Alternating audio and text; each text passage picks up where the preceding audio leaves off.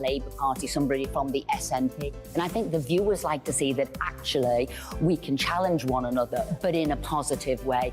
We think we ask the questions that people want to ask, and often we ask the questions that we wanted to ask in Parliament but never got the chance to ask. So join us every Saturday, 10 a.m. till noon on GB News, Britain's news channel.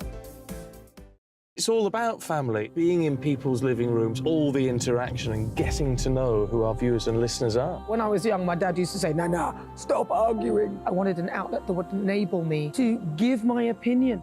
People are going through a really hard time right now, and I know that you don't feel like you're being listened to by the establishment. I came to GB News because it's the people's channel, and I want the audience to have their say on the events of the day. We're dynamic. We do something different. Democracy shows that the wisdom of the nation is in its people. I get to travel to find out what the story is from a personal perspective. The British people aren't fools. We know when we're not being told the full story.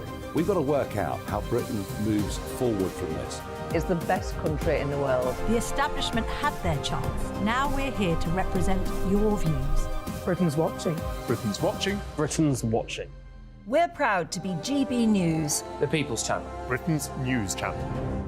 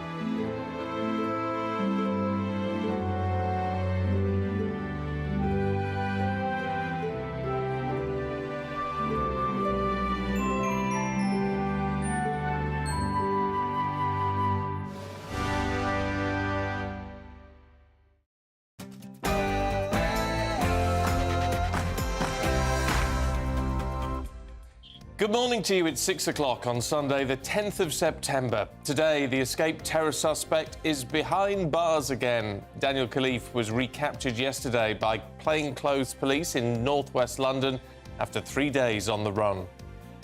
Rishi Sunak has announced the UK will contribute £1.62 billion to the Green Climate Fund at the G20 summit.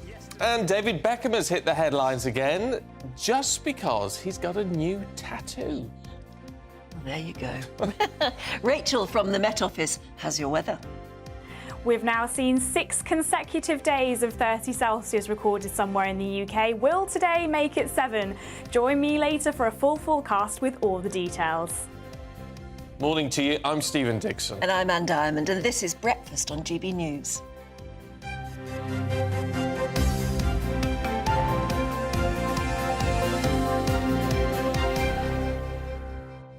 Now, let's start with something which might get you going last night. What can be more patriotic than the last night of the proms?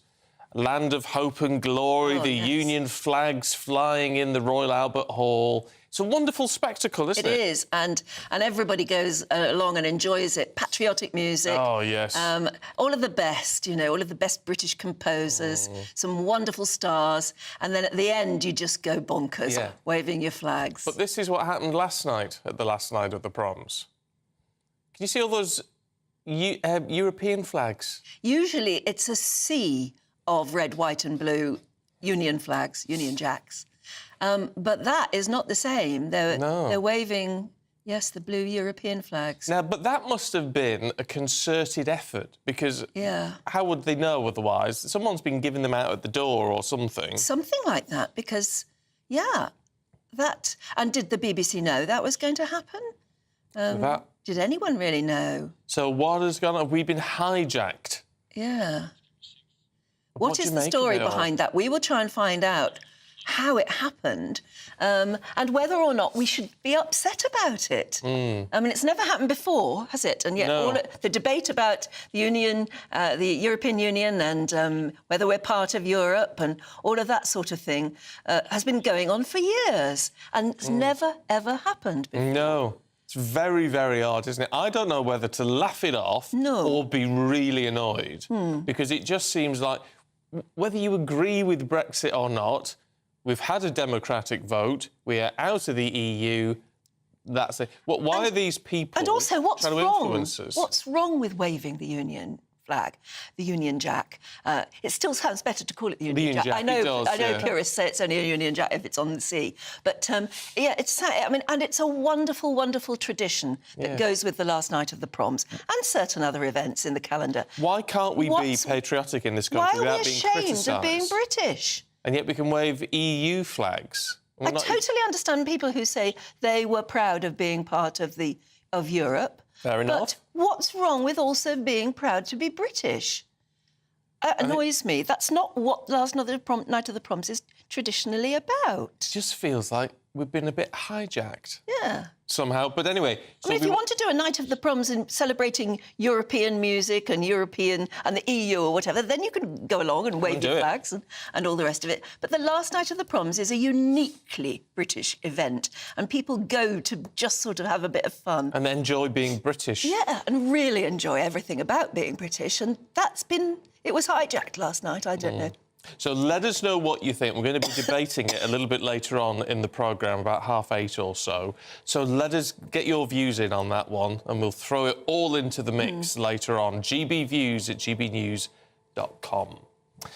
But our main news this morning, and that is the terror suspect Daniel Khalif being arrested yesterday in West London after that 4-day manhunt. Yes, Scotland Yard are saying the 21-year-old former soldier was detained in the Chiswick area, but that's not so. It's more... No, it was Northolt, apparently. They originally said Chiswick, but then they changed their mind and said it was That's where Northolt. they were looking when we left you yesterday at the end of the breakfast programme, yeah. Anyway, he's now... he escaped, as we know, on Wednesday morning, appeared to have gotten off very near Wandsworth Prison, where he'd escaped from, and now he's ended up back in custody. Yeah, so this is how it unfolded over the last few days. Suspected terrorist and spy Daniel Khalif escaped from Wandsworth Prison on Wednesday. This is what we know about how he managed to pull off this great escape. At around 7 a.m. on Wednesday, a bid food lorry pulled up to HMP Wandsworth on its regular delivery route. The lorry passed 2 security checks and parked up by the prison kitchens. The driver unloaded the lorry while the kitchen prepared breakfast for the inmates. Daniel Khalif, who also had a chef's position in the kitchens, slipped out unnoticed. He then climbed underneath the lorry and attached himself to the underside using heavy-duty straps. At 7:37 a.m, the lorry left the prison grounds and continued on with its delivery route. At 7:50 a.m, prison guards noticed Khalif's absence and raised the alarm.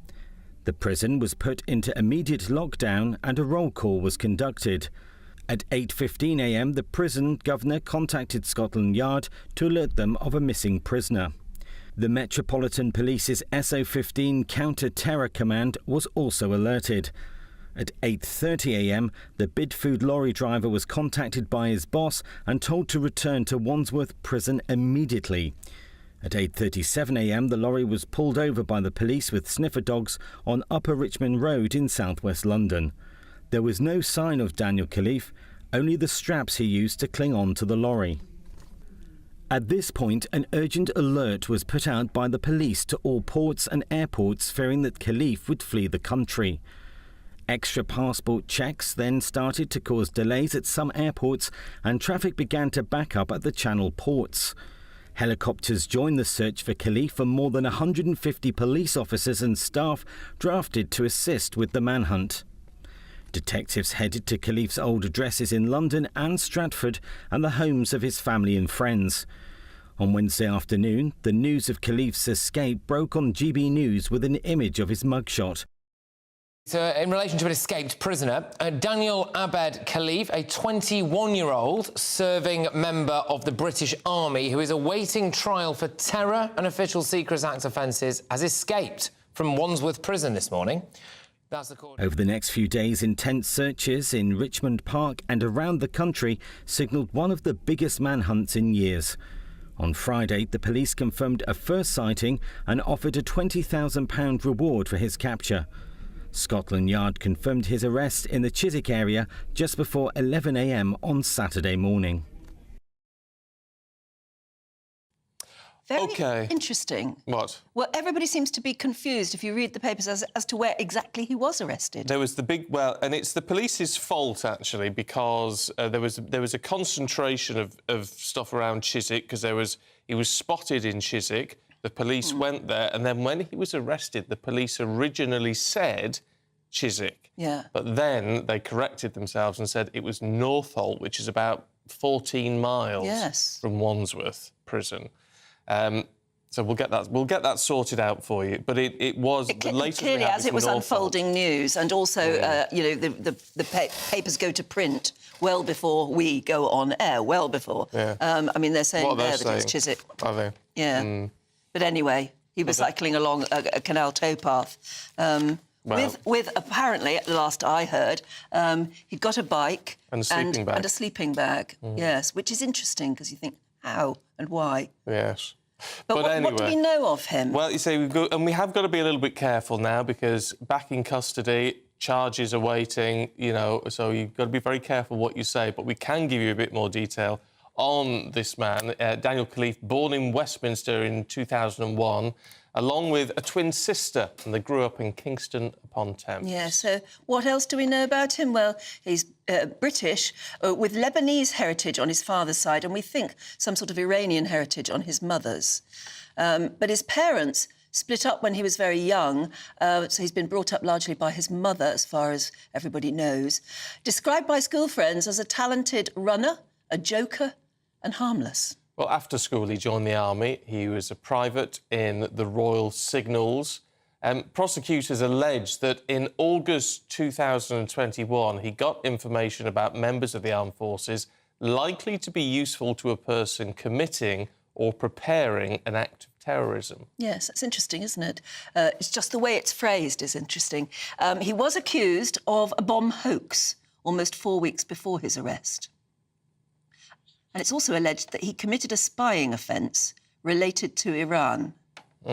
That's all we know. And those were the charges under which he was at Wandsworth Prison awaiting trial. Remember, he has been found guilty of nothing, though now he has attempted escape. Well, he has escaped and attempted to flee. I presume he'll be charged with something to do with that as well. Yes, one would imagine so. But you've got to now let the justice system run its course. And so there was you've got to be a little bit careful. There was a witness who's quoted as apparently who saw him being arrested, saying he was laughing about it. Not when he was stopped. Oh, maybe. And there are lots of people who say he's young. He hasn't been found guilty of anything so far, at least as far as we know.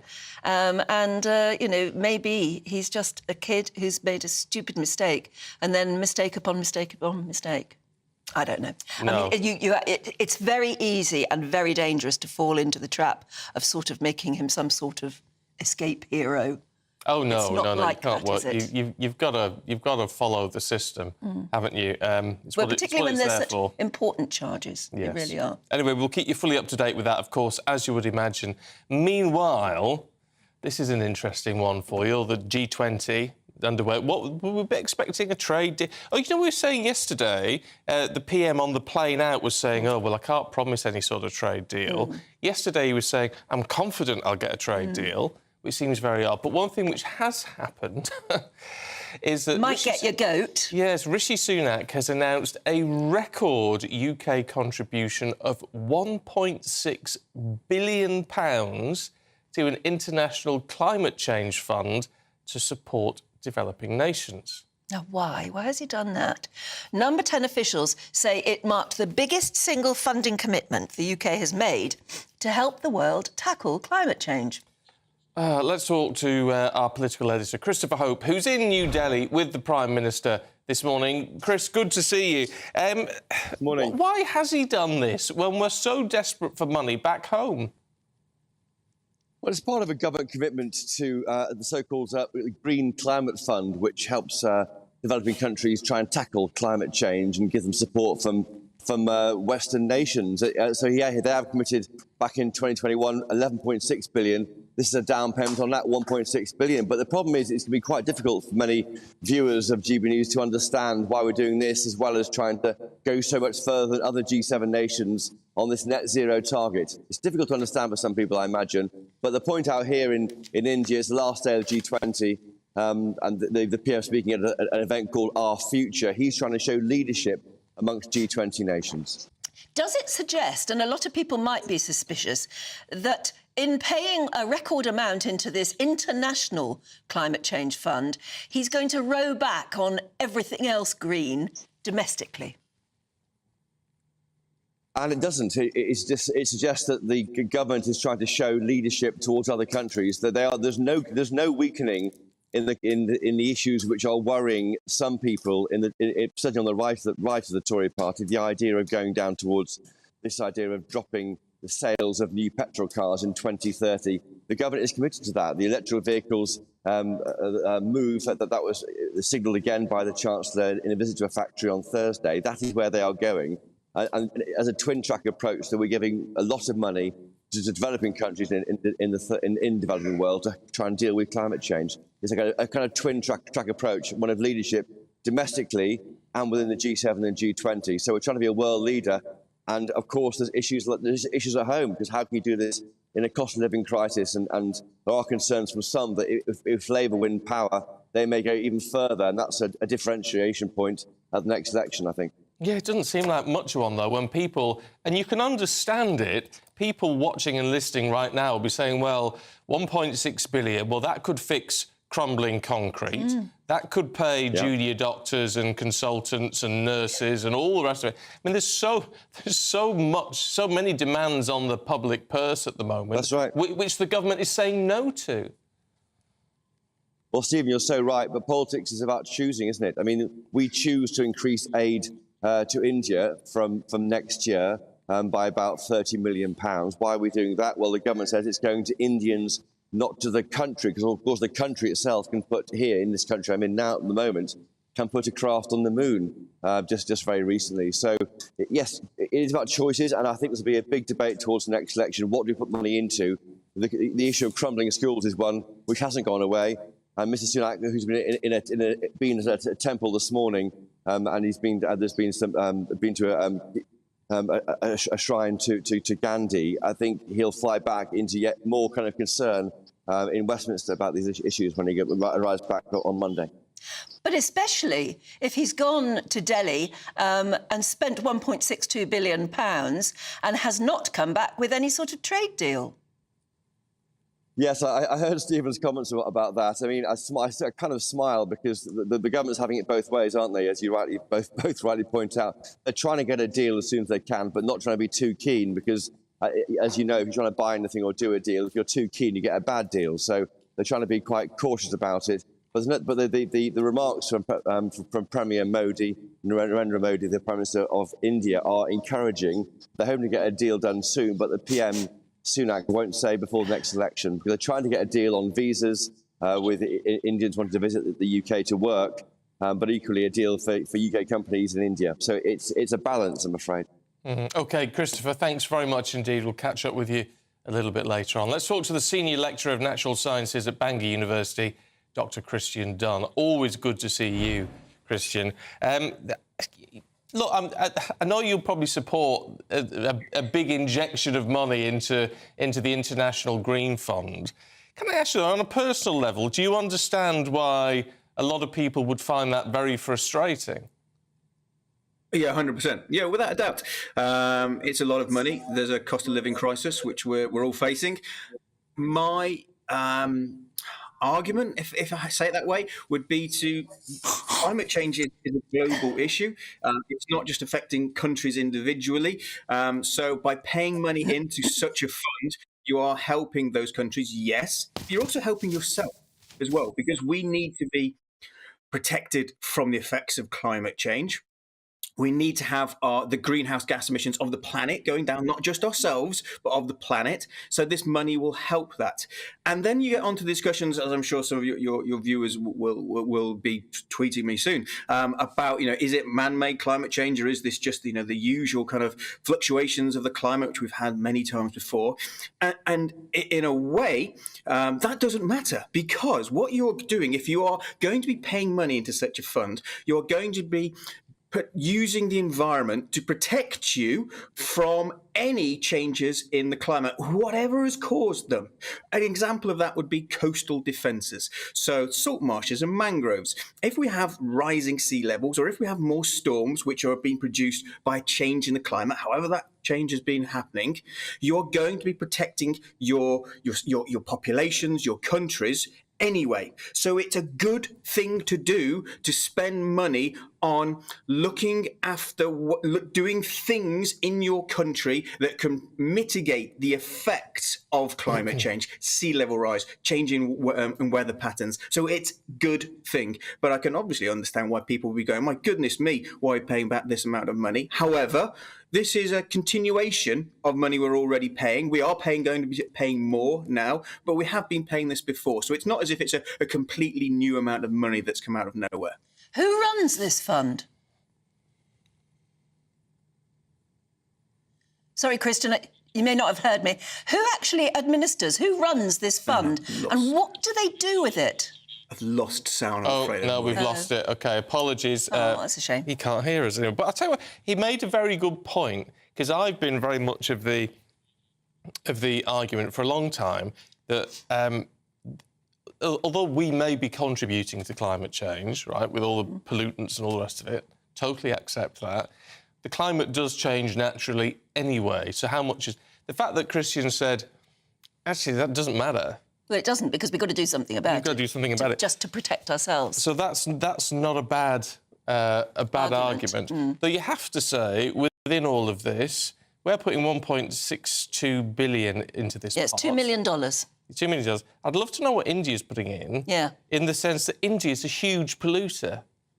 It's a huge polluter, one of the biggest polluters, along with China and Russia and all the rest of it. And that's what I want to know, is who actually... I mean, is there an international committee of people who sit somewhere like Geneva and decide on what are the most efficient projects to go with that will make international climate change, or at least control the things that they consider priorities? I don't know who runs it. It'd be interesting to know. No, it would be. But there you go. If you've got a view on that, let us know this morning. Also, let us know your thoughts on the EU flags being waved in abundance at the last night at the Proms. In the meantime, let's see what the weather is going to do for you today. I think it's going to be another hot one. That warm feeling inside. From Boxed Boilers, proud sponsors of weather on GB News. Good morning, my name's Rachel Ayres and welcome to your latest GB News weather forecast brought to you by the Met Office. So it was another hot day yesterday, and will we see some more of that today? Well, there's already showers going on across the southwest, and those are moving northeastwards throughout today into Wales, the Midlands, Northern England, and later Northern Ireland and southern Scotland. These could band together across some of the northern regions there, and that could bring some heavy downpours, thunderstorms, hail, and some strong gusty winds. It will still be a very warm day in the southeast, though, with highs once again getting into the low 30s. As we go into this evening, those showers will continue for a time, so do expect further heavy showers and thunderstorms, but gradually as we go towards Monday, they will start to clear away into the North Sea, leaving clear spells for much of eastern England, though low cloud mist and fog developing further north and west. And it will still be a generally warm night, though starting to cool down from the northwest. So to start the new working week, any low cloud, mist and fog will lift and break to allow for some sunshine through the morning. Best of that, though, will be across the southeast before showers develop and bands of rain erratically make their way southeastwards from Scotland throughout the day. But still remaining warm in the southeast, though not as warm as recent days, with highs into the mid-20s. That warm feeling inside. From Boxed Boilers, proud sponsors of weather on GB News.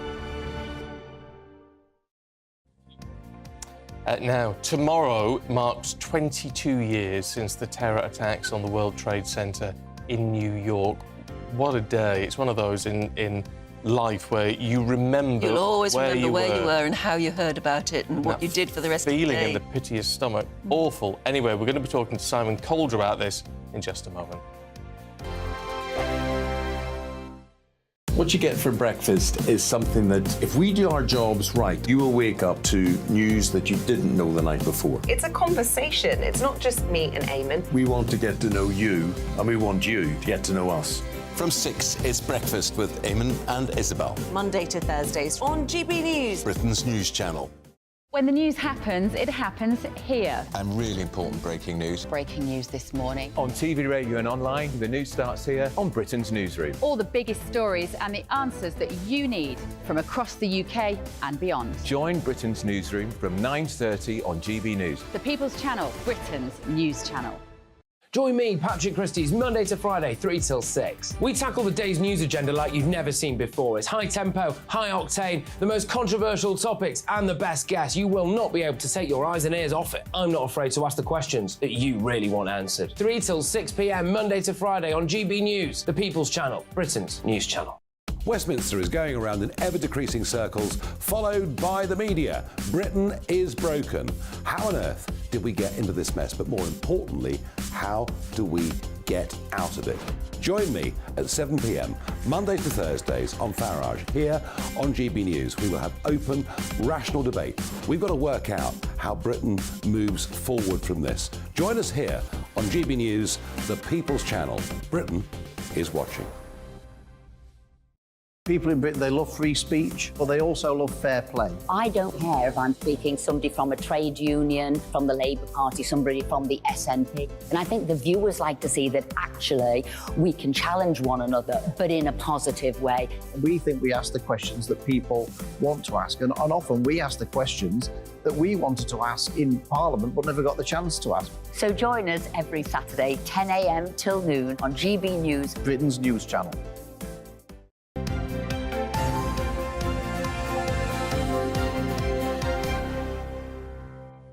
Have you ever discovered anything that looks like something? You know, when they see people see Jesus on a slice of toast and all that sort of thing.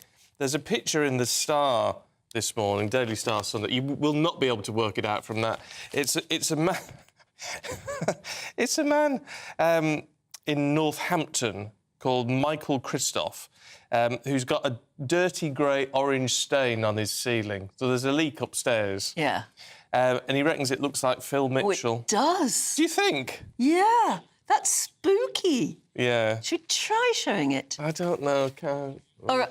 I don't know if you're able to get it. It's that if I turn it that way, that's his. Yeah, that's his ceiling. So you're lying in bed and you're looking up at that. And apparently it looked. Oh, and let me turn. No, it's the other. No, the other way. That's it. Keep it like that. Yeah. And apparently that looks like Phil Mitchell. If I were lying in bed looking up at that, I'd be seriously spooked anyway. But it does look like Phil Mitchell. There you go. It really does. That's weird. Tell you what, I've been looking... I'd still paint over it. Yeah, well, I'd definitely get a man in. And I've been looking at the front page of the Sunday Express, right, and they go, obviously, they're leading on the rearrest of Daniel Khalif. But look what they've got a lovely picture there of... There we go. Of Catherine. Of Catherine. Now, we need to take the strap out, please, Mr Director, right? Because we need... You see, it says there, Duchess, cheers on England. She's not a duchess, she's the Princess of Wales. Yeah. Well, technically, see, they would argue she is a duchess. Yeah, well, but you don't call her that. But no, she's Princess of Wales is the title now. They got that wrong. Whoever put that there, I wonder if they'll correct it in a later edition.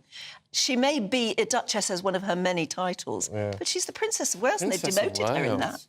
I think that's shocking, Sunday Express it absolutely people. is appalling. Actually, we know somebody. We know the editor of the Sunday Express, don't we? David Wooding. Yeah.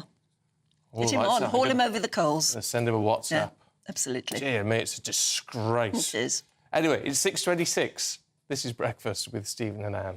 Now, it's a very big day tomorrow when you think about it, because it will mark 22 years since the terrorist attacks on the World Trade Center in 2001. Now, look, many of us, if not all of us, can remember exactly where we were and what we were doing on that day, despite it being more than 2 decades ago. I know, and one of the things that I remember being most shocked about, I mean, obviously, you know, the first plane went into the tower and everybody was talking about whether it was a terrible accident.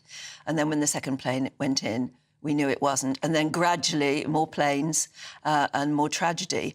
And then they took the decision to ground all aircraft worldwide.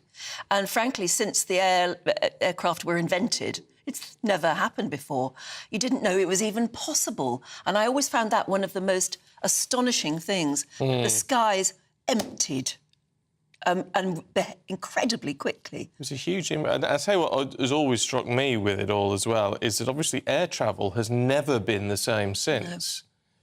Security was upped at that point and has been upped again since, but it's never been the same since. No, it hasn't. And there are so many remarkable stories about where the or aircraft that were actually going over the Atlantic or anywhere near had to be found immediately places to go and land. And there I don't know if anyone watching at the moment, were you about to catch an aircraft? Were you on an aircraft and rerouted? It must have been terrifying. And who would know better, and I'll bet he remembers where he was at that very moment, than travel expert Simon Calder, who joins us now. Simon, a very good morning to you. Where were you, and what do you remember of that day? Well, I was on a fairly routine visit to Thompson, now TUI, biggest tour operator in the UK. We were talking about what they were doing, and suddenly someone came in and said, you might want to know that a small plane has just hit one of the World Trade Center towers. And we went into the boardroom where they had a number of screens to look at try to make sense of what was happening. Pretty quickly after that, as you say, Anne, another aircraft hit the other tower, at which point everybody knew this wasn't a small plane. It was just utterly chilling. And of course, for all of us watching, we were seeing literally people die. We were seeing the most atrocious terrorist action, and we were really trying to process that, as well as, of course, in the travel industry, of trying to work out trying to make sense of it.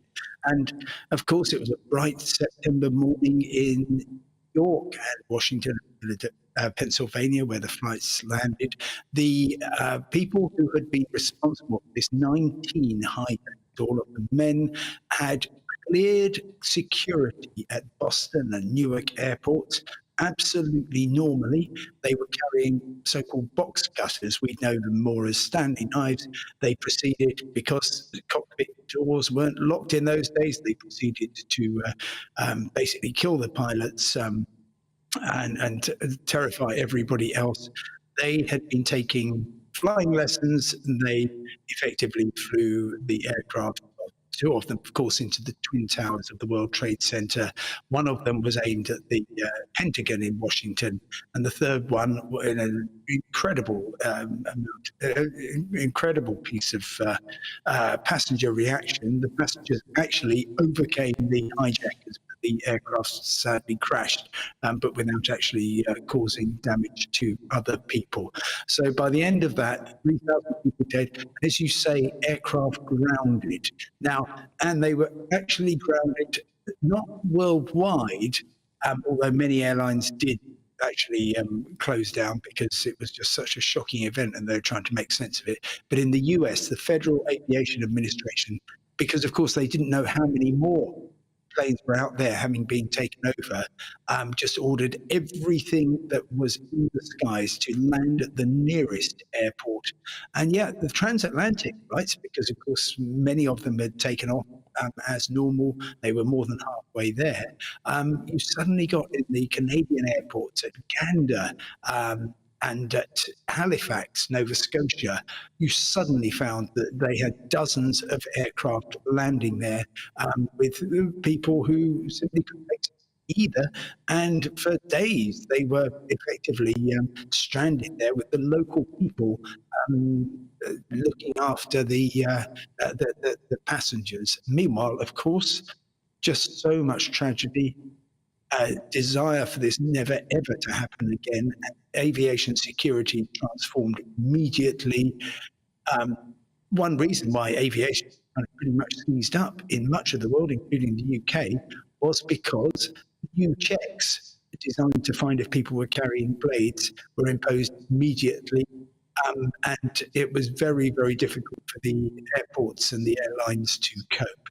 We also had, because this hugely damaged standing of the airlines, people felt that this was going to mark people wouldn't fly again in large numbers.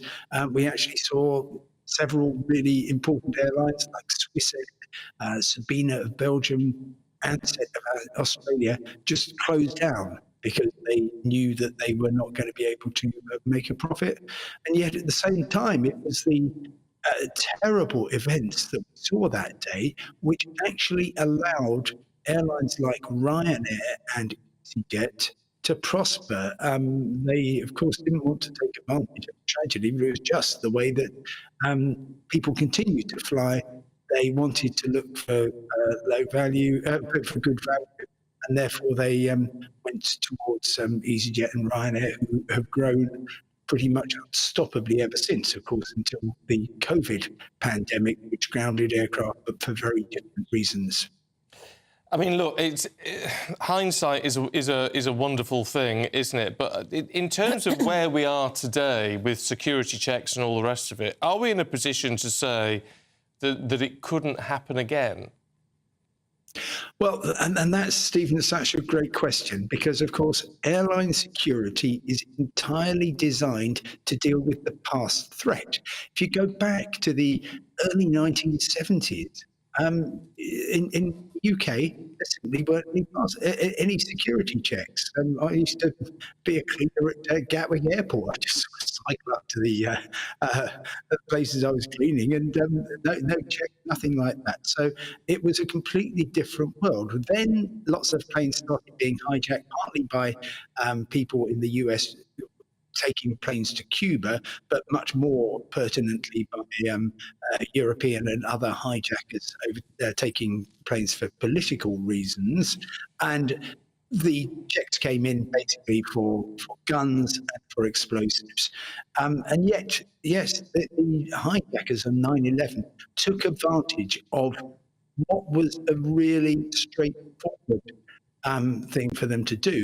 It was audacious. It was terrifying in its simplicity. They just took advantage of the fact that you could take blades onto planes and that flight deck doors were open. And if you chose a Tuesday, when not many people were flying, and they were, those planes were typically about 1/3 full, you could actually take over aircraft. That then changed. And then 5 years later, of course, August 2006, the bomb plot to effectively mix explosives on board planes and blow up transatlantic jets was uncovered. Then we got the liquids rule, and ever since, really going through security is just a question of gritting your teeth and just hoping that you comply with all the rules. A lot of people, find it very, very stressful. Just showing these pictures again, and the horror and the terror and the tragedy that was heaped upon the United States that day, and of course, it had much wider geopolitical implications as well, as we saw with the developments in Iraq and Afghanistan after that. So, terrible day forward. Yeah, indeed. So, look, Simon, really good to talk to you. Thanks very much. Amazing. Indeed. Yeah, thank you. I mean, I remember being... I was on leave, actually, and was up north with a friend of mine. just watching telly. That's me too. And just to see it, and it was that awful sense of, and it felt like the world was coming to an end. It felt like the end of days, really. Yeah, I was in the garden, and I had to, and a friend of mine rang and said, "You've got to watch the telly," and I switched it on, and of course, for the rest of the afternoon, I just couldn't take my eyes off the television. You couldn't believe it, could you? But then I had to go and collect my children from school, and I remember as I was driving to the school thinking, we're at war. We don't even know who we're at war with yet, but it could be us next. Any building around, it could come. And wanting to just bundle my children in the car as fast as possible and drive home and sort of at least hunker down at home. But it was very, very frightening. The other thing, Simon mentioned Gander. Yes. A place in Newfoundland where so many planes were diverted to. There was a wonderful story, well, it was a terribly upsetting story, actually, of a couple who were on the plane back from the UK to New York, and they had to obviously get off and live with another family in Gander during that week. And their son was a fireman in New York. Oh, Lord. And so they rang home. They rang to his home straight away and said, "Where is he? Where is he?" And his wife said, "He's gone. He's gone down to where it's happening, down to the Twin Towers." And they lost him. So they were so affected and couldn't do anything about it. They were stranded in Gander. It is awful. If you go to the site now, and obviously there's a fire station very close by, and the wall is it's like a brass plaque all along the wall, and it is just all the names of the firefighters who lost. And actually, where the footprint of the Twin Towers, and obviously it's little sort of fountains and like a water feature thing now, but it's just covered all the way round with the names of those people who were lost. And nearly 3,000. I was there about 6 weeks ago, and it's the first time I've ever seen it since 9/11. And in all the names, there's little holes in the marble by the name. And every day, somebody from the airport authority, not airport, it's the ports authority, go out there and they put a white rose in every name that's a birthday that day. They bother to do that, and it's wonderful. It's very upsetting, but actually very uplifting being there, and absolutely beautifully done. If you've got any stories about where you were when 9/11 happened and what your reaction was, perhaps you even knew somebody affected, and particularly if you were on a plane going somewhere or about to get on a plane going somewhere. And as Simon was saying, I mean, it completely changed the face of air travel. Yes, it did. It did. We're still living with the consequences today, which, as Simon said, can be very frustrating. But hopefully safer. That's the way. And by the way, we do apologise if those watching the pictures there upset you. Maybe we won't show them quite so often next time. Because you have to, as Simon said, you have to remember that people died as those planes hit. Yeah, it's terrible. It is grim. Changed the world. And I'll tell you what, when you go there, if you ever go to the site, you can't because there's so many people, but you just want to stand there for hours and just you soak in the magnitude of it all. It's just awful. Awful. Anyway, look, we've got much more to come for you, including all the stories in the papers. Let's see what's making the headlines for you in a few minutes. The Live Desk with me, Mark Longhurst. And me, Pip Thompson. It's here Monday to Friday on GB News. From Midday, we'll bring you the news as it breaks, whenever it's happening and wherever it's happening, from across the UK and around the world. Refreshing, feisty, but with a bit of fun too. If it matters to you, we'll have it covered on TV, radio and online. Join the Live Desk on GB News, the People's Channel, Britain's news channel. So Jubes and Kerr, we tackle the issues of the day with real, robust debate, both sides of the fence, battling it out with me in the middle with my forthright opinions and views. And often really interesting things happen because you start with a position and then by the end of the debate you find actually, well, I might not have thought about that one. What we need in this country is 2 new political parties. You should maybe think about doing a 2024 calendar. I'm Michelle Dewberry and I'm keeping you company right through until 7 o'clock this evening. GB News, the People's Channel, Britain's watching. Monday to Thursday, 9 p.m. till 11 p.m. Join me, Dan Wootton, for 2 hours packed full of unfiltered opinions, unique takes, and fiery debates. I guarantee you blockbuster guests and exclusive reporting with no spin, no bias, no censorship. I think there is a culture of collusion, quite frankly. And no reason to go to bed. That's Dan Wootton tonight on TV, radio, and online. Monday to Thursday from 9 p.m. till 11 p.m. only on GB News, Britain's news channel. In a world of dull and predictable radio and TV shows. Oh, hi. On Mark Dolan tonight, we've got big guests. We drill into the big stories of the day. The show adds up to a brilliant listening and viewing experience. Mark Dolan Tonight is the most entertaining current affairs show ever, and that's a fact. That's Mark Dolan Tonight, Friday, Saturday and Sunday from 9. Only on GB News, Britain's news channel.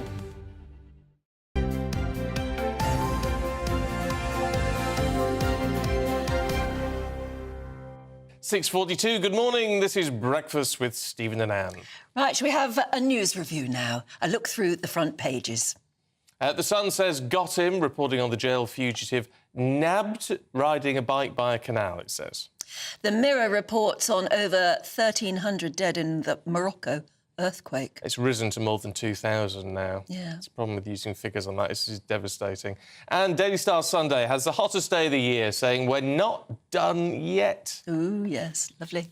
Our news reviewers this morning, writer and commentator Candice Holdsworth and editor of Spite, Tom Slater, and a very good morning to you. Morning.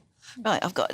Here we are. Going to We're first? starting with Candice, looking at... You see, this, we haven't touched on it in the programme yet, but there's now these accusations of spies, Chinese spies, in the House of Commons, and the Sunday Times looking at this. Yes, so this is front page of the Sunday Times, and the story's kind of been carrying over the weekend. So a parliamentary researcher has basically been accused of being an agent for China. Apparently, he's a young man in his 20s. He lived in China, and they suspect, I don't know if this has actually been definitively established, that he may have been recruited as a sleeper agent, and he's sort of attached himself to various MPs. What's interesting about this, though, is that this isn't the first time. So, I mean, earlier this year, there was someone called Christine Lee, who I must say has denied these allegations, but she was named by the security services as a possible foreign agent, and she donated, I think, about £500,000 to Barry Gardner. Yes, There's also the LinkedIn spy who was targeting people on LinkedIn. And so what they're saying now, what's going on, is there's sort of like quite an aggressive targeting of Westminster, particularly as I think a lot of politicians are taking a more adversarial stance to China. So it may be that they're trying to gain influence in that way. This is at least what the story focuses on anyway. What is interesting with this is these arrests have been made, but they were made back in March, and we're only just finding out about them, which is interesting, actually, in and of itself. It is, and it's one of those things where it's so difficult to kind of form a view on these things because the details are relatively scant and there's a lot of kind of at least speculation in the press because we're not privy to all those details. And also, I think when you're dealing with a nation like China, not like a nation like Russia as well, because if you've got relatively wealthy, prominent people, in the case of Christine Lee or whatever, they're often quite entangled in the states over there anyway. So what's the difference between someone who just, that's the price of doing business, to someone who's actually some sort of genuine operative? All this stuff is very, very murky, as serious as it is. Because that's how business is done there, right? I mean, it's very much entangled with the Chinese state. You know, it's not like here. It is very different. It's a very different setup. Well, look, we need to see what comes from this, but the investigations and things must be well underway 6 months on. It's 6 months since we were arrested. So there you go. OK, meanwhile, shall we look at the Sunday Telegraph, Tom? And I hadn't even read this. This sounds horrendous. A net zero gas grid shutdown could cost each of us $2,500. Yes, this is... How does that work? So essentially, all of the existing kind of pipelines for the gas grid and so on, it's something which is... You can't just leave it there as part of this sort of transition because the pipes decay, it can undermine roads and so on. So they need to be gotten rid of. There's talk of potentially replacing this network with something that can carry hydrogen, even though there's still question as to whether hydrogen can be a perfect kind of replacement in terms of what we need. And it's just being brought to prominence because of the fact that the mounting cost of net zero is beginning to look eye-watering. So in this case, according to the Sunday Telegraph reporting on this particular official report, £2,300 per household in order to replace. Obviously, if you think about piled on top of that, the general kind of costs of decarbonisation, and it's something which has never really been spelled out about net zero. It was always, I think people naturally assumed, oh, this is something that's about technology, we're going to invest in some infrastructure and everything's going to be fine. We're talking about huge costs on individual taxpayers in order to make this transition possible. And in the end, to get towards forms of energy which, frankly, just aren't tried and tested, which aren't cost-effective in the same way. And headlines like this are only going to affirm in many people's minds that this green transition, such as it is on the backs of ordinary people rather than any kind of whiz-bang technology yet to be invented. My first question on this would be, and it plays both sides a little bit, wouldn't the grid, the actual physical network, have to be replaced at some point anyway? None of it lasts forever. Well, precisely. I think that's one thing where if it seems like, at least according to the reporting, that this is going to be some sort of additional cost. I don't know if it was the case that if we maintained as part of a gas grid, it would be somehow cheaper. But I suppose that it's one of those things where piled on top of everything else, it again creates that kind of sense of we're trying to rewire the way that our country does, energy and so on. But is it necessarily going to work? Can you imagine the digging up of roads throughout the country? It's so expensive, Well, it never ends. Well, that never ends. No, I know, but it's going to be escalated, wouldn't it? One thing where I live, the council has spent a lot of money at the relaying, like all the roads at the moment. It's a massive project. And you guarantee we've got these lovely new tarmac everywhere now, and you can guarantee that means they're going to dig it up in about a fortnight, and there'll then be marks and lines all the way down it, because it's always the way, isn't it? Always. And they say as well, electric vehicles, for instance, they put more stress on the road. They do, that's just a fact. That's something that they've discovered. They are heavy. Yes, very much so. So that is something to consider as well, just the pressure on the infrastructure and what that will mean. I just can't imagine the nation having all its roads dug up.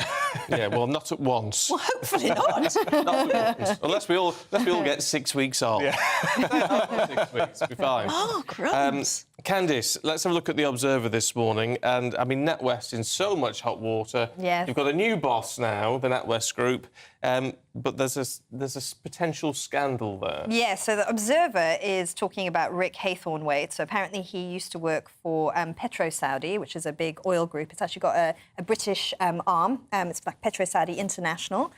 But it was embroiled in a financial scandal where apparently funds from the Malaysian Sovereign Wealth Fund were diverted.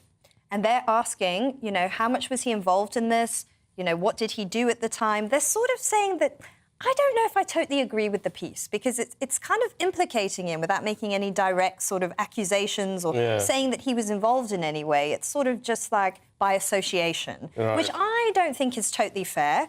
NatWest is obviously going to be they don't want any more scandal. After what's happened, they've appointed this new guy. He's an absolute financial veteran. They think he'll be good. And then this could complicate things any further. But personally, having read the piece, perhaps, he has loose links, but I can't see him having any direct involvement in this financial scandal. Yeah. I think it's a little weak. I think the link is tenuous. But the problem is that reputationally, they're in such a high wire at the moment. Really are. It is really difficult, but of course this is a mess entirely of their own making in terms of this debanking scandal. And also, I think, although this does remind me in one sense, as Candice says, it's very difficult to establish any kind of firm wrongdoing here at this point. But it is interesting that all these banks have been posturing as very kind of moral and so on. We'll often do business with dodgy people, foreign sheikhs and oligarchs and so on. They'll happily bank with them. They'll happily, have an account with them, but not Nigel Farage. Money and banking is probably a little bit dirty in cases. I think a lot of people were quite surprised through that whole Coots NatWest saga that banks thought of themselves as really progressive and moral. There's not two things you tend to associate with them, so there's a bit of But I'll tell you what, it's worrying. Here. We've been setting up a new bank account lately, and I know other people who've been doing it even before this latest scandal, about sort of a year, 18 months ago.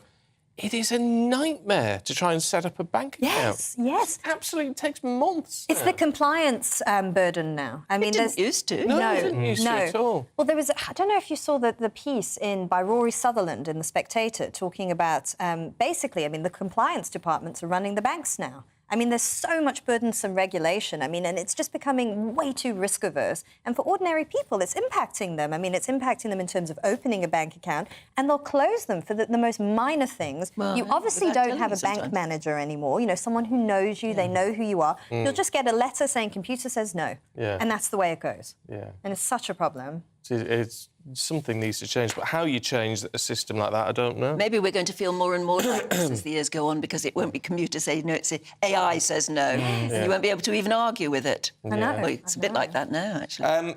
I've had one or two things published in terms of poetry, though.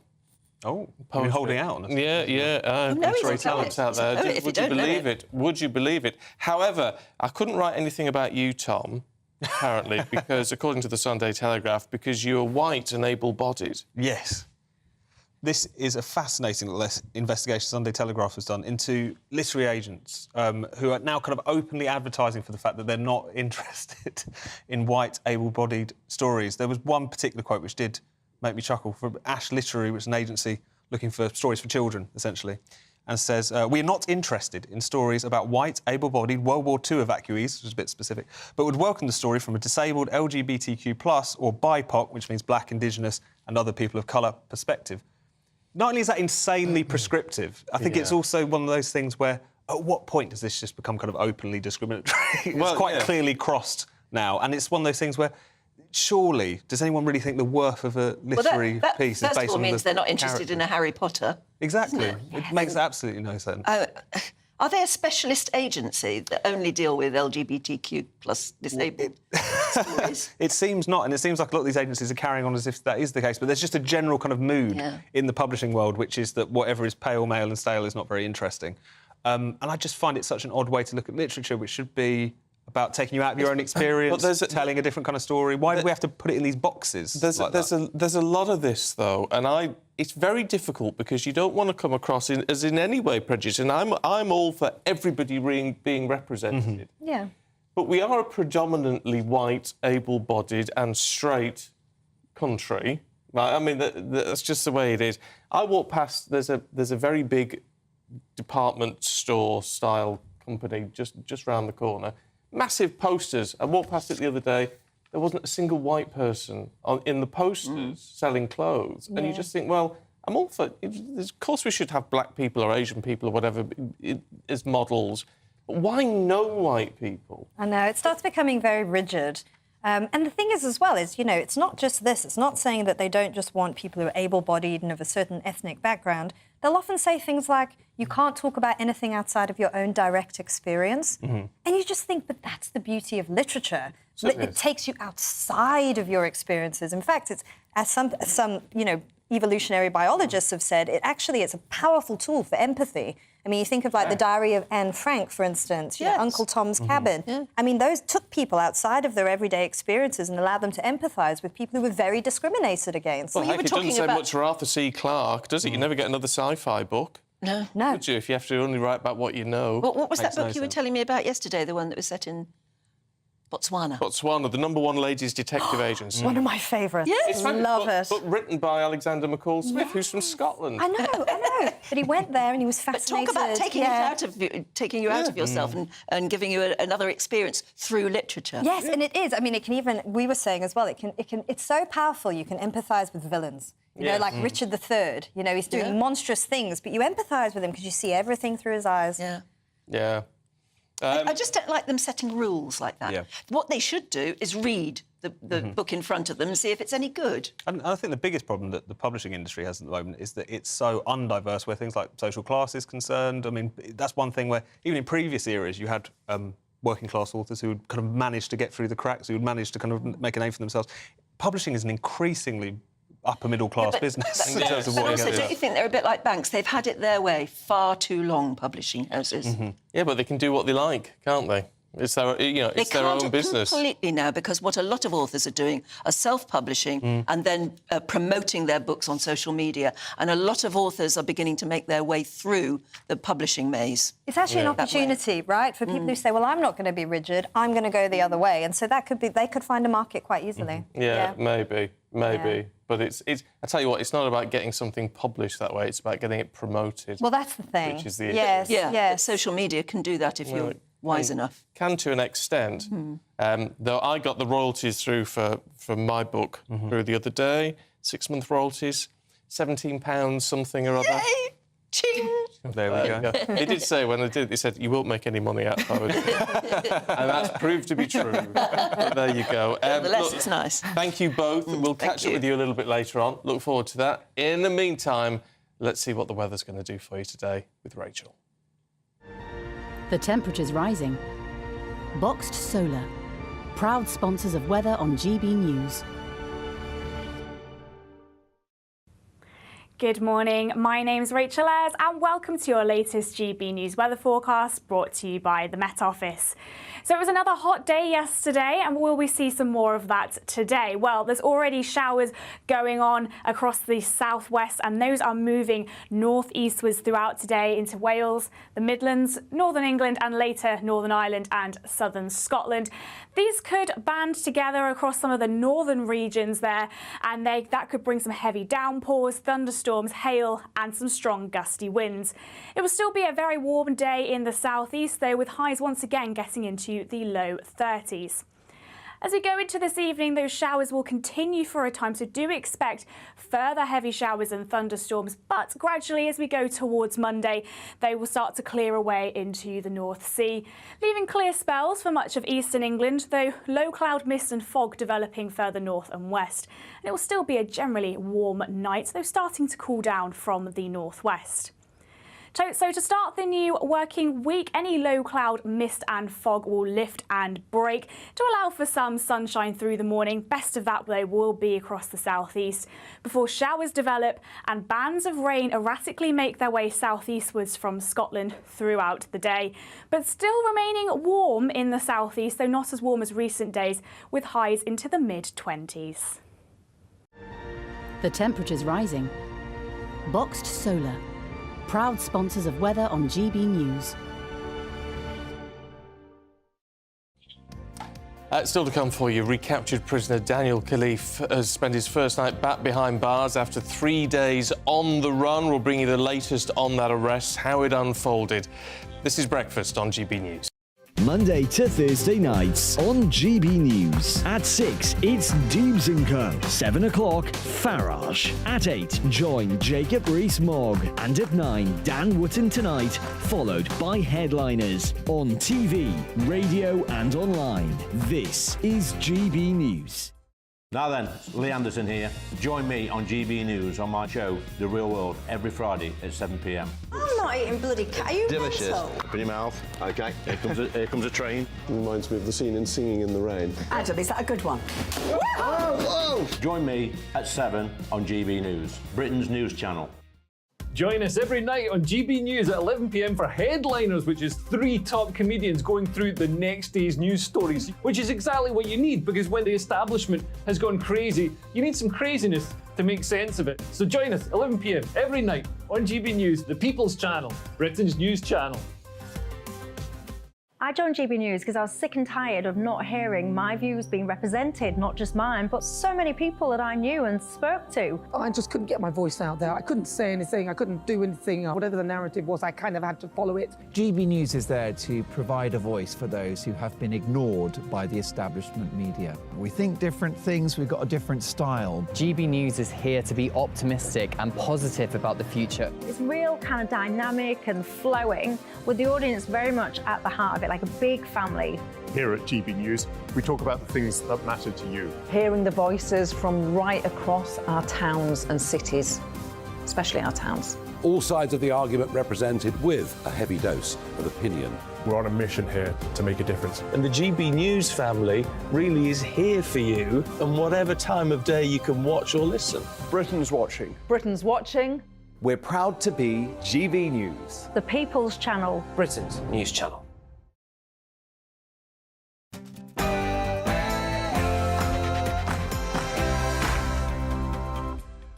Good morning, it's 7 o'clock on Sunday, the 10th of September. Today, the escaped terror suspect is back behind bars. Daniel Khalif recaptured yesterday by police in northwest London after 3 days on the run. Rishi Sunak has announced the UK will contribute £1.62 billion, that's $2 million, to the Green Climate Fund at the G20 summit. And would you believe David Beckham's back in the headlines again? This time, not because he's got a new hairdo, No, he's got a new tattoo. Big news. And Rachel from the Met Office has your weather. We've now seen 6 consecutive days of 30 Celsius recorded somewhere in the UK. Will today make it 7?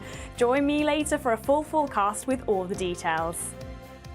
Good morning, I'm Stephen Dixon. And I'm Anne Diamond, and this is Breakfast on GB News.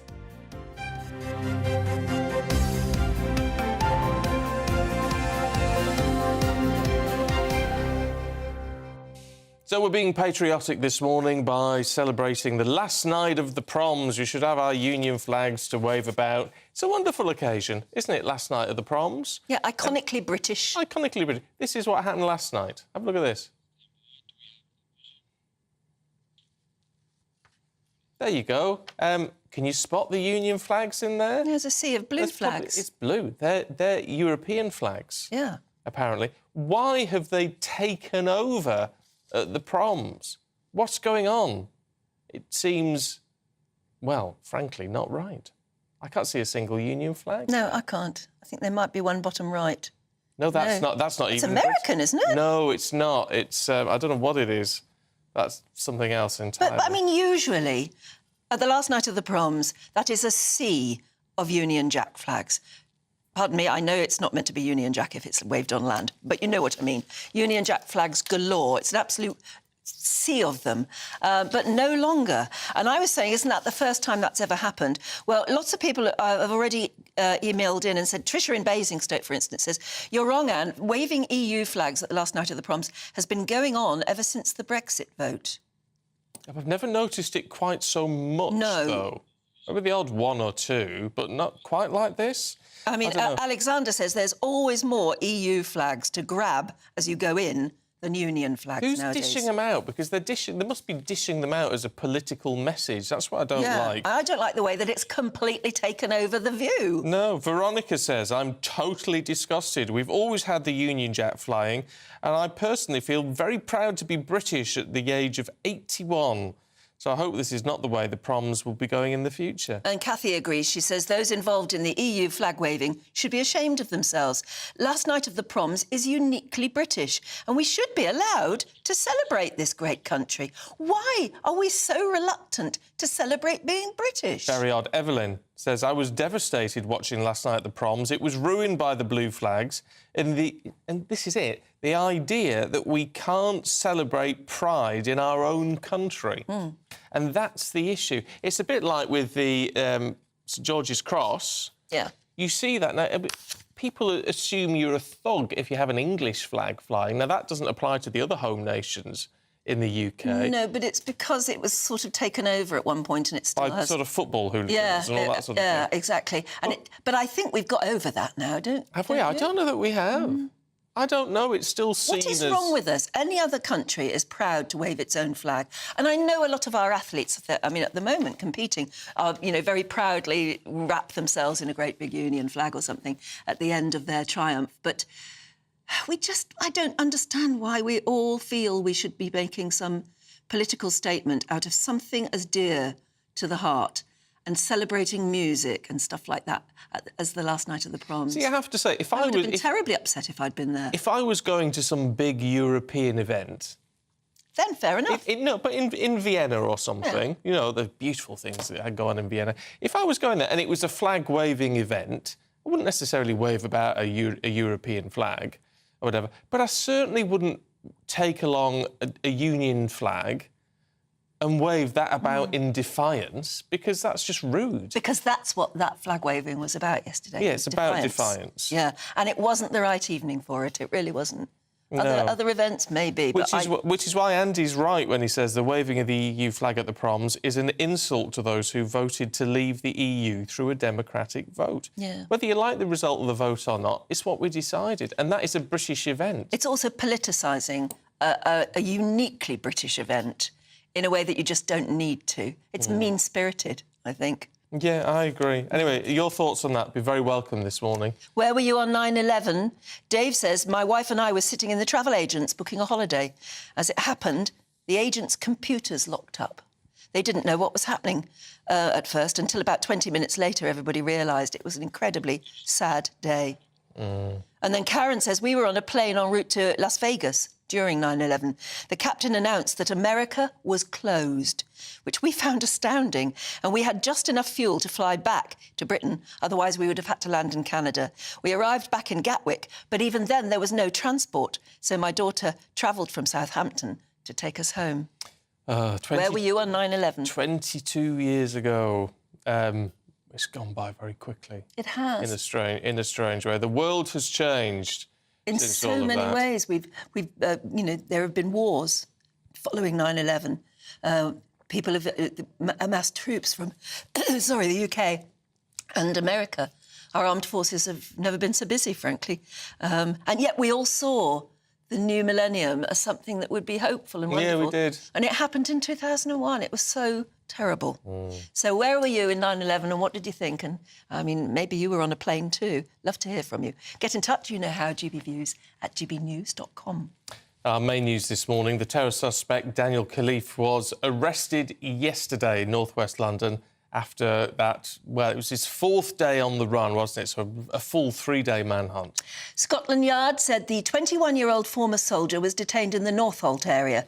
It's about 11 miles from Wandsworth Prison, from where he escaped on Wednesday morning. Well, here's a look back at how the story has unfolded over the last few days. Suspected terrorist and spy Daniel Khalif escaped from Wandsworth Prison on Wednesday.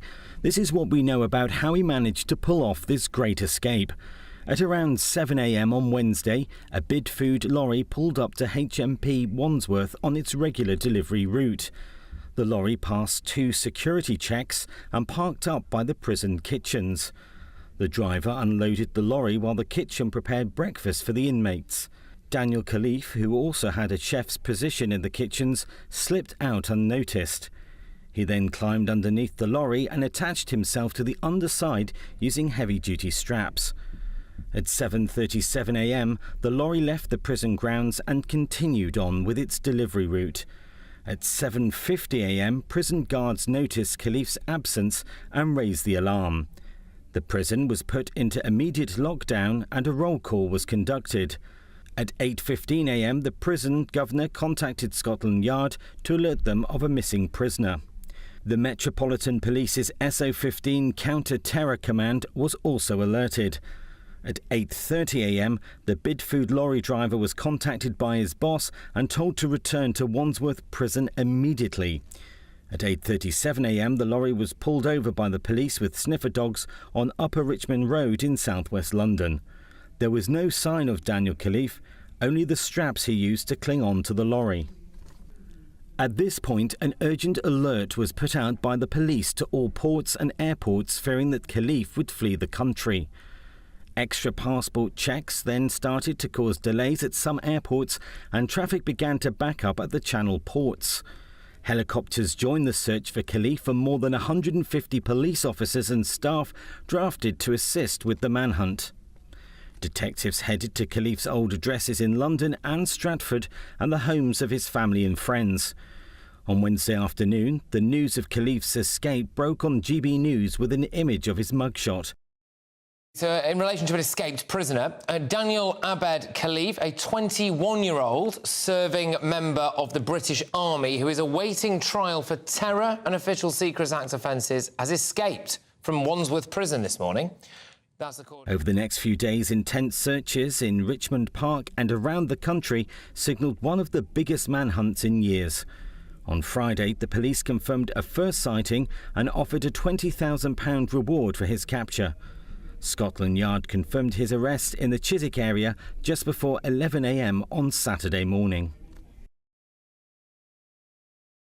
Well, let's talk to former Senior Special Branch and MI6 and Specialist Protection Officer Carlton King, who joins us now. Carlton, good to see you this morning. I mean, look, so he's been arrested. They've closed in on him comparatively quickly, but it leaves lots of questions here, doesn't it, about just how this was able to happen in the first place? Good morning to you. Yes, that's the biggest question. I wouldn't say comparatively quickly. I'd say very quickly. You've got to take into account that you've got a city of at least 10 billion people, and to find that individual is actually quite difficult. Now, in terms of it happening in the first place, we hear that the prison service is understaffed. We hear that they are cutting back on various aspects. Now, what I think one of the things is, of course, is that if you use the search mirrors that are generally used under a vehicle to make sure that everything's okay, they are generally used on the way in. Because what you're trying to do is prevent something coming into a facility.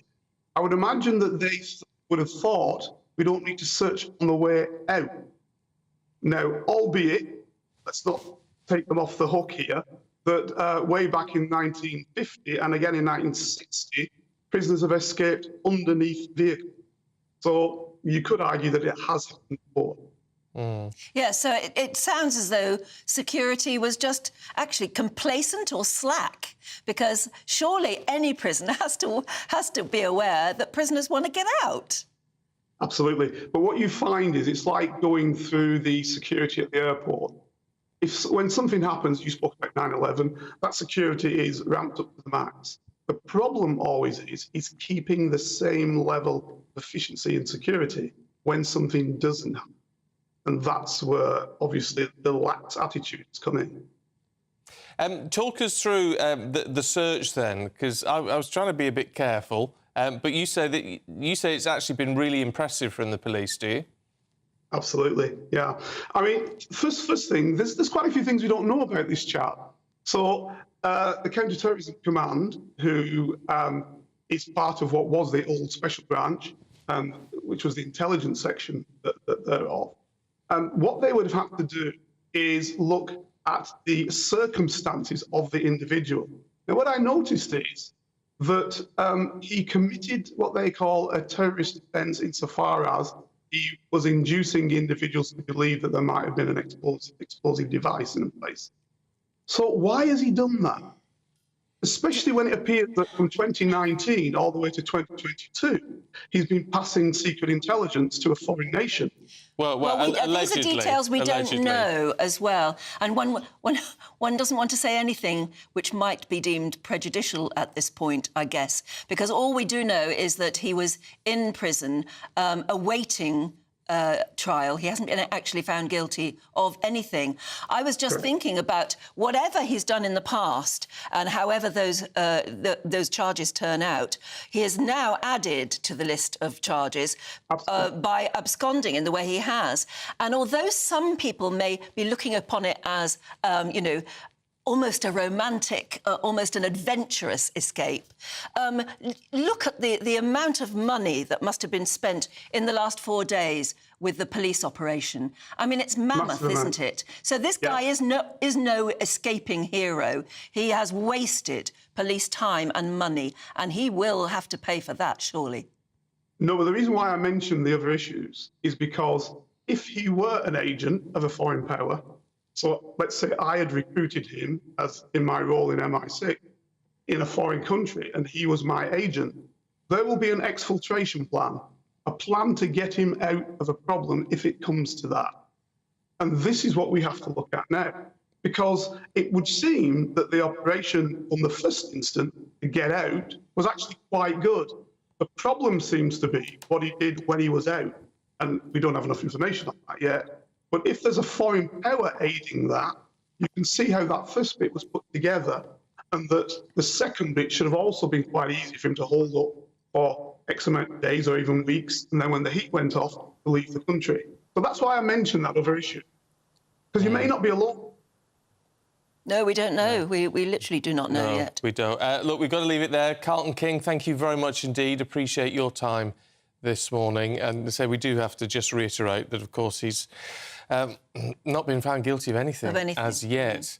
And at some stage he will stand trial. And yes, but say now facing additional charges as a result of this escape. Well, you know, anyone can be charged, can't they, with wasting police time?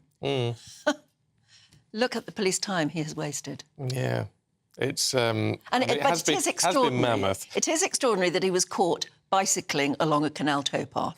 By plainclothes police officers. I mean, they must have been there with information. It's all about information, intelligence. Yeah, but he was cocky enough. I mean, that's an assumption. It is an assumption, but it's part of his profile, apparently. As a lot of people have said, he's quite a cocky young man. And you just wonder, at some stage, did he give up caring, whether he was caught or not? Did he not like being on the run at all? Why was he just so out in the open, like cycling along? Well, what we do know is that he was born in Westminster in 2001, along with a twin sister, and he grew up in Kingston upon Thames. Yeah, he's British and has Lebanese heritage on his father's side. But his parents split up when he was young, and as far as we know, he's effectively brought up by his mum. He's been described by school friends as a talented runner, a joker and harmless. And then after school, he joined the army, becoming a private in the Royal Signals Regiment. Now, prosecutors allege that in August 2021, he obtained information about members of the armed forces likely to be useful to a person committing or preparing an act of terrorism. Meanwhile, he was accused of a bomb hoax almost 4 weeks before his arrest and a spying offence, apparently, related to Iran.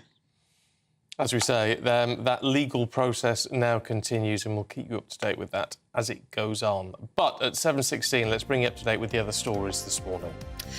And a very serious one indeed. More than 2,000 people have died in Morocco following Friday's enormous earthquake. The magnitude 6.8 quake, the biggest to hit the North African country in 120 years, sent people, of course, fleeing from their homes in terror. The government has declared 3 days of national mourning, during which the national flag will be flown at half-mast. The United States, Turkey and Spain are amongst numerous countries now offering aid and support. The Prime Minister has accused the Labour leader of clobbering drivers through the expansion of London's ultra-low emission zone, ULEZ. The Prime Minister said the Conservatives are not the party that is putting on levies. The Labour Party said the government has hammered motorists.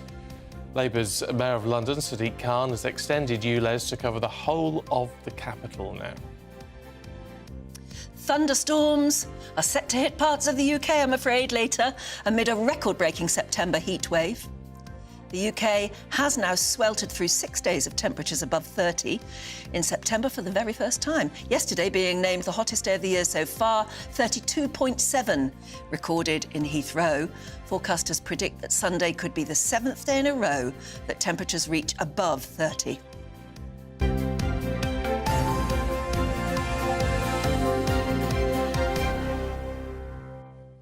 Now, Rishi Sunak, this might get you going. Rishi Sunak, excuse me, has announced a record UK contribution of £1.6 billion to the International Climate Change Fund to support developing nations. Number 10 officials say it marks the biggest single funding commitment the UK has ever made to help the world tackle climate change. Earlier, we spoke to our political editor, Christopher Hope, in New Delhi. The problem is it's going to be quite difficult for many viewers of GB News to understand why we're doing this, as well as trying to go so much further than other G7 nations on this net zero target. It's difficult to understand for some people, I imagine. But the point out here in India is the last day of G20, and the PM speaking at an event called Our Future. He's trying to show leadership amongst G20 nations. Does it suggest, and a lot of people might be suspicious, that in paying a record amount into this international climate change fund, he's going to row back on everything else green domestically? And it doesn't. It suggests that the government is trying to show leadership towards other countries. That there's no weakening in the issues which are worrying some people, certainly on the right of the Tory party. The idea of going down towards this idea of dropping the sales of new petrol cars in 2030. The government is committed to that. The electrical vehicles move, that was signalled again by the Chancellor in a visit to a factory on Thursday. That is where they are going. And as a twin-track approach, that we're giving a lot of money to developing countries in the developing world to try and deal with climate change. It's like a kind of twin-track approach, one of leadership domestically and within the G7 and G20. So we're trying to be a world leader. And, of course, there's issues at home, because how can you do this in a cost-of-living crisis? And there are concerns from some that if Labour win power, they may go even further, and that's a differentiation point at the next election, I think. Yeah, it doesn't seem like much one, though, when people... And you can understand it. People watching and listening right now will be saying, well, 1.6 billion, well, that could fix crumbling concrete. That could pay junior doctors and consultants and nurses and all the rest of it. I mean, there's so many demands on the public purse at the moment. That's right. Which the government is saying no to. Well, Stephen, you're so right, but politics is about choosing, isn't it? I mean, we choose to increase aid to India from next year by about £30 million. Why are we doing that? Well, the government says it's going to Indians, not to the country, because, of course, the country itself can put here, in this country I'm in now at the moment, can put a craft on the moon just very recently. So, yes, it is about choices, and I think there's going to be a big debate towards the next election. What do we put money into? The issue of crumbling schools is one which hasn't gone away. And Mr. Sunak, who's been at a temple this morning, and he's been been to a shrine to Gandhi. I think he'll fly back into yet more kind of concern in Westminster about these issues when he arrives back on Monday. It's had quite a reaction from everybody watching. Paul says, what's going on with this country? We're in a cost of living crisis here. Linda says he's good at throwing taxpayers' money down the drain. Let's talk to political commentator Piers Pottinger, who's here. Good to see you this morning. I mean, the irony with this is that in some respects it's not new money. It's sort of money which has already been sort of promised and all the rest of it. And yet the government's pitched it as saying this is our biggest ever contribution. I mean, it's like they've shot themselves in the foot. Well, I think, yes, to some degree. I think there'll be more people unhappy with this than happy with this. But this is really an integral part of the whole G20 because Narendra Modi has put... The G20 in India has been the biggest thing in the country this year, and they've had over 120,000 world leaders and government officials visiting the country already ahead of the G20.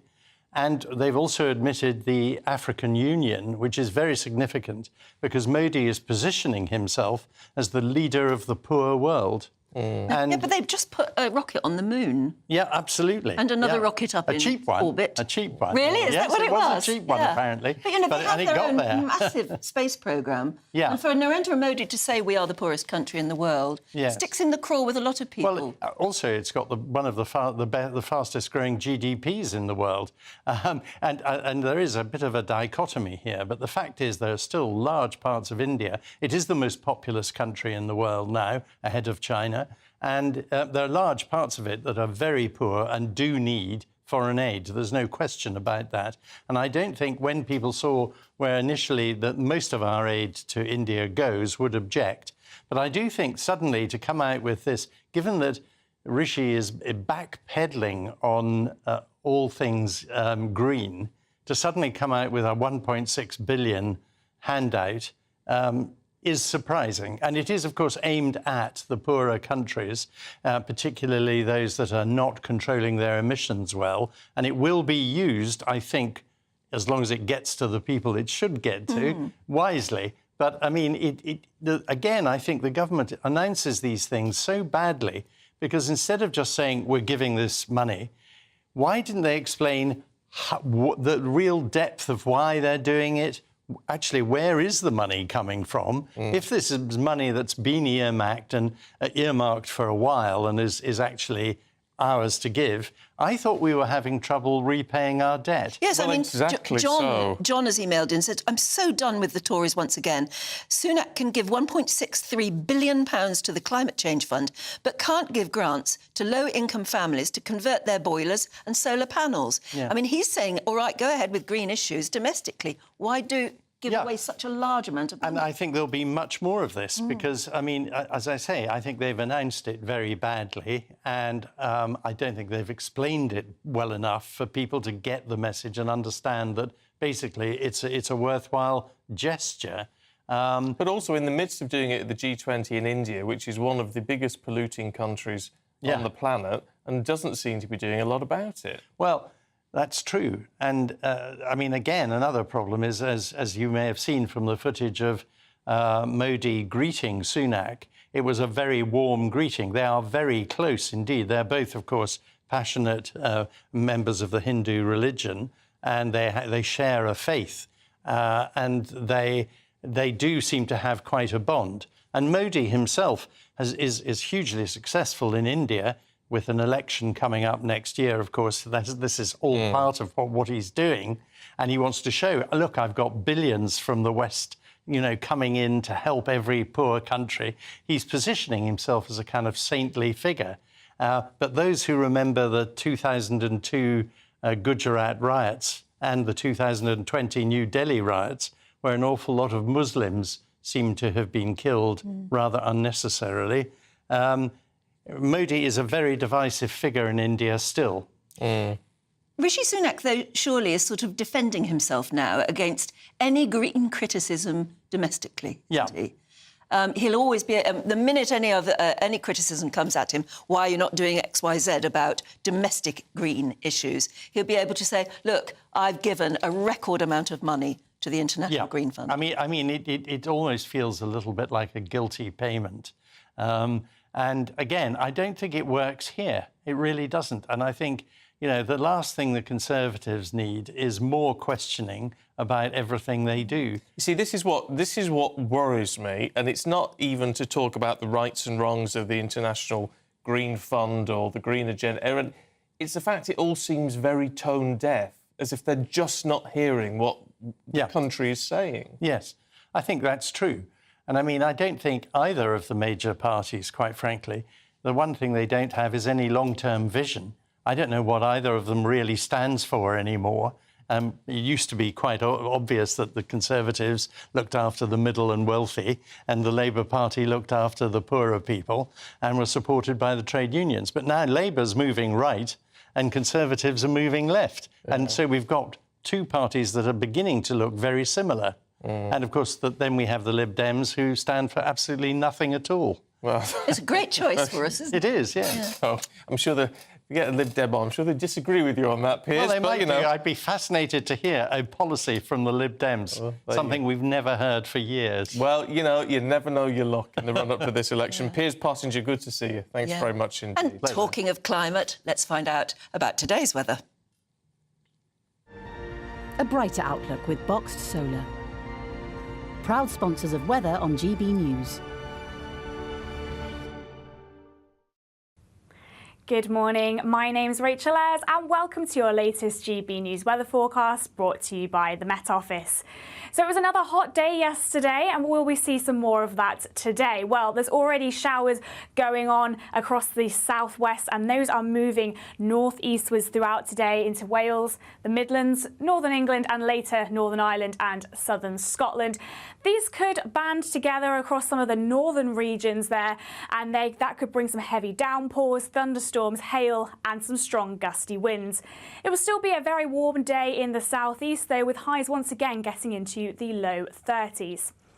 As we go into this evening, those showers will continue for a time, so do expect further heavy showers and thunderstorms, but gradually as we go towards Monday, they will start to clear away into the North Sea, leaving clear spells for much of eastern England, though low cloud mist and fog developing further north and west. And it will still be a generally warm night, though starting to cool down from the northwest. So to start the new working week, any low cloud, mist and fog will lift and break to allow for some sunshine through the morning. Best of that, though, will be across the southeast before showers develop and bands of rain erratically make their way southeastwards from Scotland throughout the day. But still remaining warm in the southeast, though not as warm as recent days, with highs into the mid-20s. A brighter outlook with Boxed Solar. Proud sponsors of weather on GB News. A treat in store, because our Stephanie's here in just a moment with all the very latest entertainment news. What you get for breakfast is something that, if we do our jobs right, you will wake up to news that you didn't know the night before. It's a conversation. It's not just me and Eamon. We want to get to know you, and we want you to get to know us. From 6, it's Breakfast with Eamon and Isabel. Monday to Thursdays on GB News, Britain's news channel. Westminster is going around in ever-decreasing circles, followed by the media. Britain is broken. How on earth did we get into this mess? But more importantly, how do we get out of it. Join me at 7 p.m, Mondays to Thursdays on Farage. Here on GB News, we will have open, rational debate. We've got to work out how Britain moves forward from this. Join us here on GB News, the People's Channel. Britain is watching. When the news happens, it happens here. And really important breaking news. Breaking news this morning. On TV, radio and online, the news starts here on Britain's Newsroom. All the biggest stories and the answers that you need from across the UK and beyond. Join Britain's Newsroom from 9:30 on GB News. The People's Channel, Britain's news channel.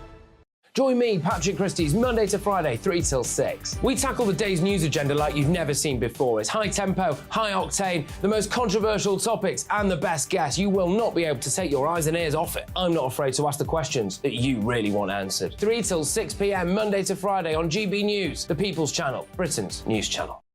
People in Britain, they love free speech, but they also love fair play. I don't care if I'm speaking somebody from a trade union, from the Labour Party, somebody from the SNP. And I think the viewers like to see that actually we can challenge one another, but in a positive way. We think we ask the questions that people want to ask, and often we ask the questions that we wanted to ask in Parliament but never got the chance to ask. So join us every Saturday, 10 a.m. till noon on GB News, Britain's news channel. Hi, I'm Dan Wootton. You can watch me live on GB News Monday to Thursday from 9 p.m. And did you know that you can also watch and listen live on our website, gbnews.com.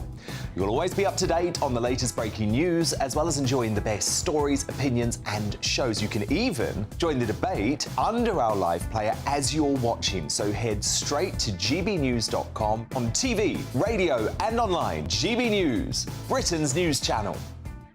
It's all about family, being in people's living rooms, all the interaction and getting to know who our viewers and listeners are. When I was young, my dad used to say, Nana, stop arguing. I wanted an outlet that would enable me to give my opinion.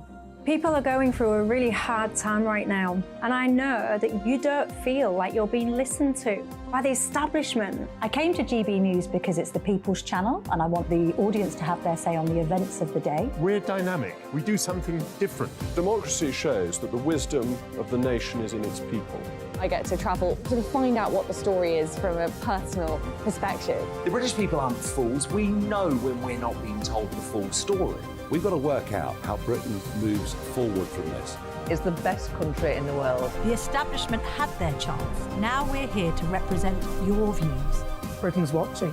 Britain's watching. Britain's watching. We're proud to be GB News, The People's Channel, Britain's news channel.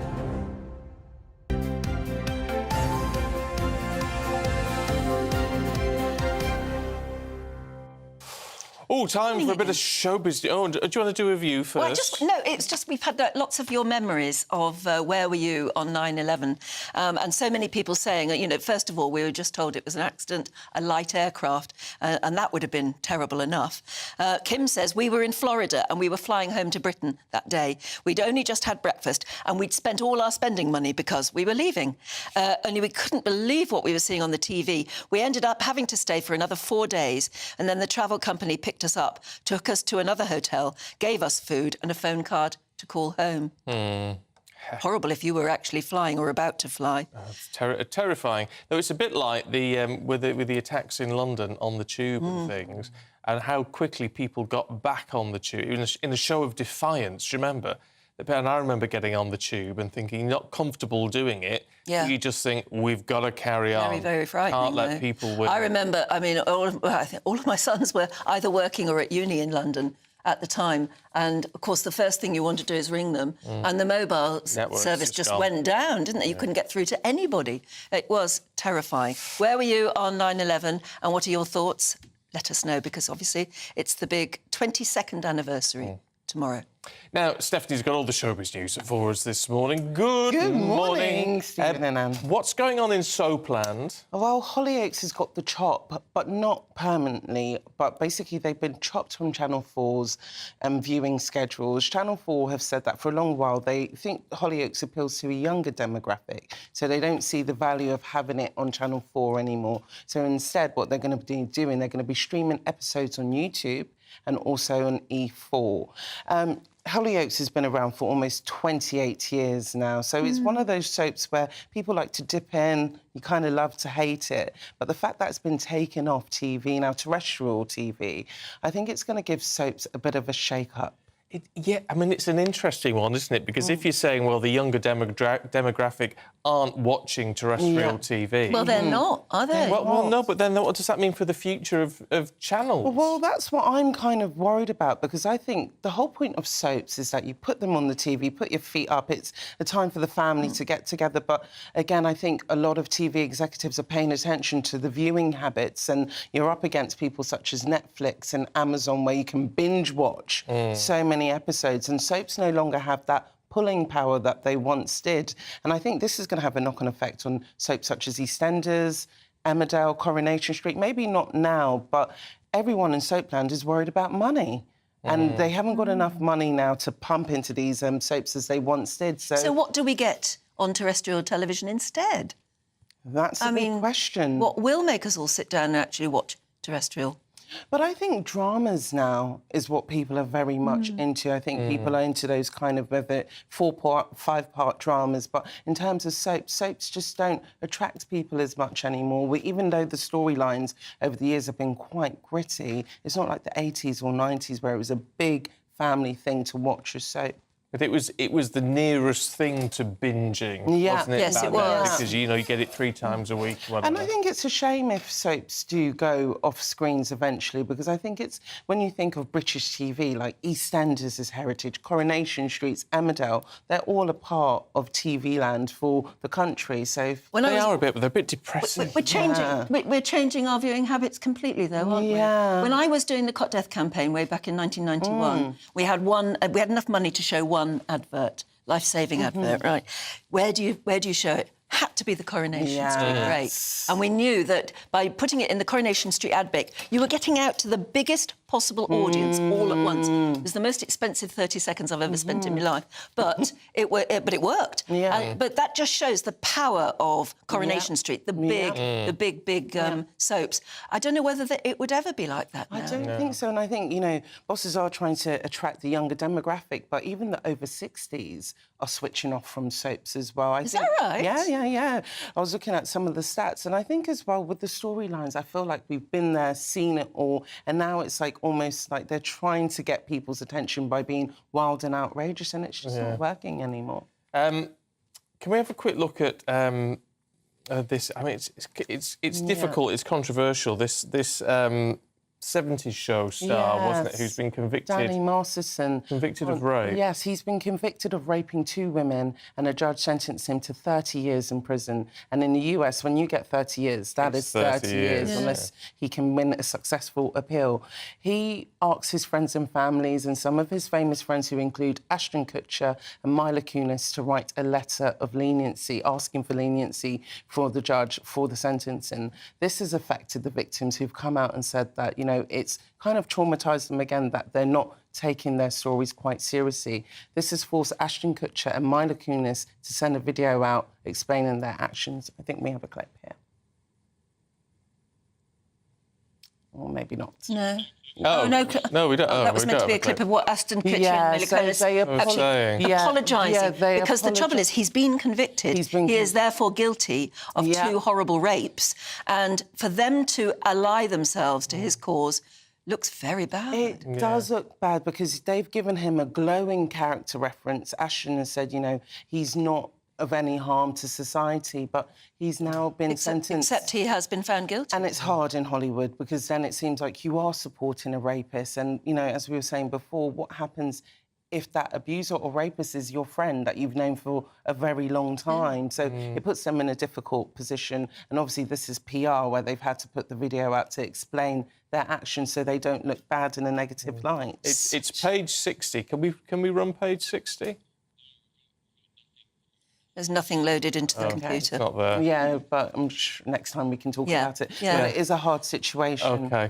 I think when a friend of yours is accused of something terrible, while they're accused, I think it obviously, it's up to you whether you support them or not. Once they've been found guilty of something so terrible, what do you do with your loyalty? Yeah. How do you... isn't it? It's a hard one. Yeah. Especially when you're in the limelight. Yes. You can imagine his You've other got your own friends. reputation to protect, haven't you? Yeah. Yeah. Gosh. Just keep quiet, maybe. Yeah.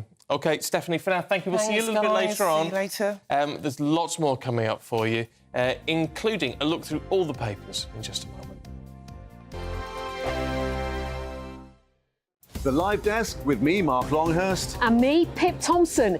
It's here Monday to Friday on GB News. From Midday, we'll bring you the news as it breaks, whenever it's happening and wherever it's happening, from across the UK and around the world. Refreshing, feisty, but with a bit of fun too. If it matters to you, we'll have it covered on TV, radio and online. Join the Live Desk on GB News, the People's Channel, Britain's news channel. Weeknights on GB News from 6 p.m. You'll always get drama. Please stop, Michelle. I know, yeah. Please stop. Should I just shut up? Romance. You like me, I like you. There you go. There you are. Well, don't tell anybody.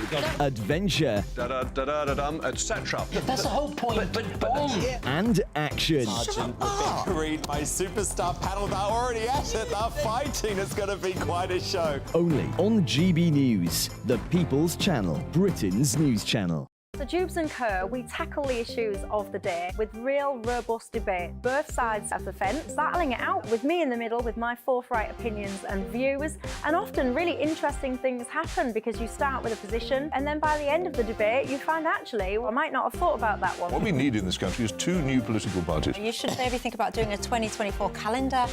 I'm Michelle Dewberry and I'm keeping you company right through until 7 o'clock this evening. GB News, the People's Channel, Britain's watching. Monday to Thursday, 9 p.m. till 11 p.m. Join me, Dan Wootton, for 2 hours packed full of unfiltered opinions, unique takes, and fiery debates. I guarantee you blockbuster guests and exclusive reporting with no spin, no bias, no censorship. I think there is a culture of collusion, quite frankly. And no reason to go to bed. That's Dan Wootton tonight on TV, radio, and online. Monday to Thursday from 9 p.m. till 11 p.m. only on GB News, Britain's news channel. In a world of dull and predictable radio and TV shows. Oh, hi. On Mark Dolan tonight, we've got big guests. We drill into the big stories of the day. The show adds up to a brilliant listening and viewing experience. Mark Dolan Tonight is the most entertaining current affairs show ever, and that's a fact. That's Mark Dolan Tonight, Friday, Saturday and Sunday from 9. Only on GB News, Britain's news channel. Like all families, we have arguments every now and then, but actually we agree on what the mission of GB News is, and that's the most fundamentally important thing. GB News provides the kind of platform that lets all voices be heard. We don't hold back. We're free to say what we really think. Just because some people who live in a tiny little Westminster bubble think that their particular story is important, that's not the most important story for me. And often there will be difficult stories, stories that you won't find on the establishment media. Because what people think in the north of England may be very different to what they're thinking in the home counties. We're going to carry on telling the world what life is really like for households up and down the UK. We love to be in your car, in your kitchen as you're having your breakfast. Whatever you're doing, you are part of the show.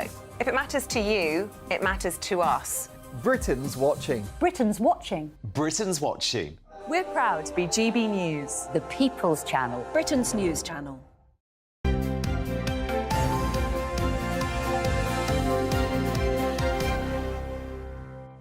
Time for our news review this morning, and joining us writer and commentator Candice Holdsworth and editor of Spike, Tom Slater. Good morning to you both. This one immediately caught my eye, Tom, in The Sun on Sunday.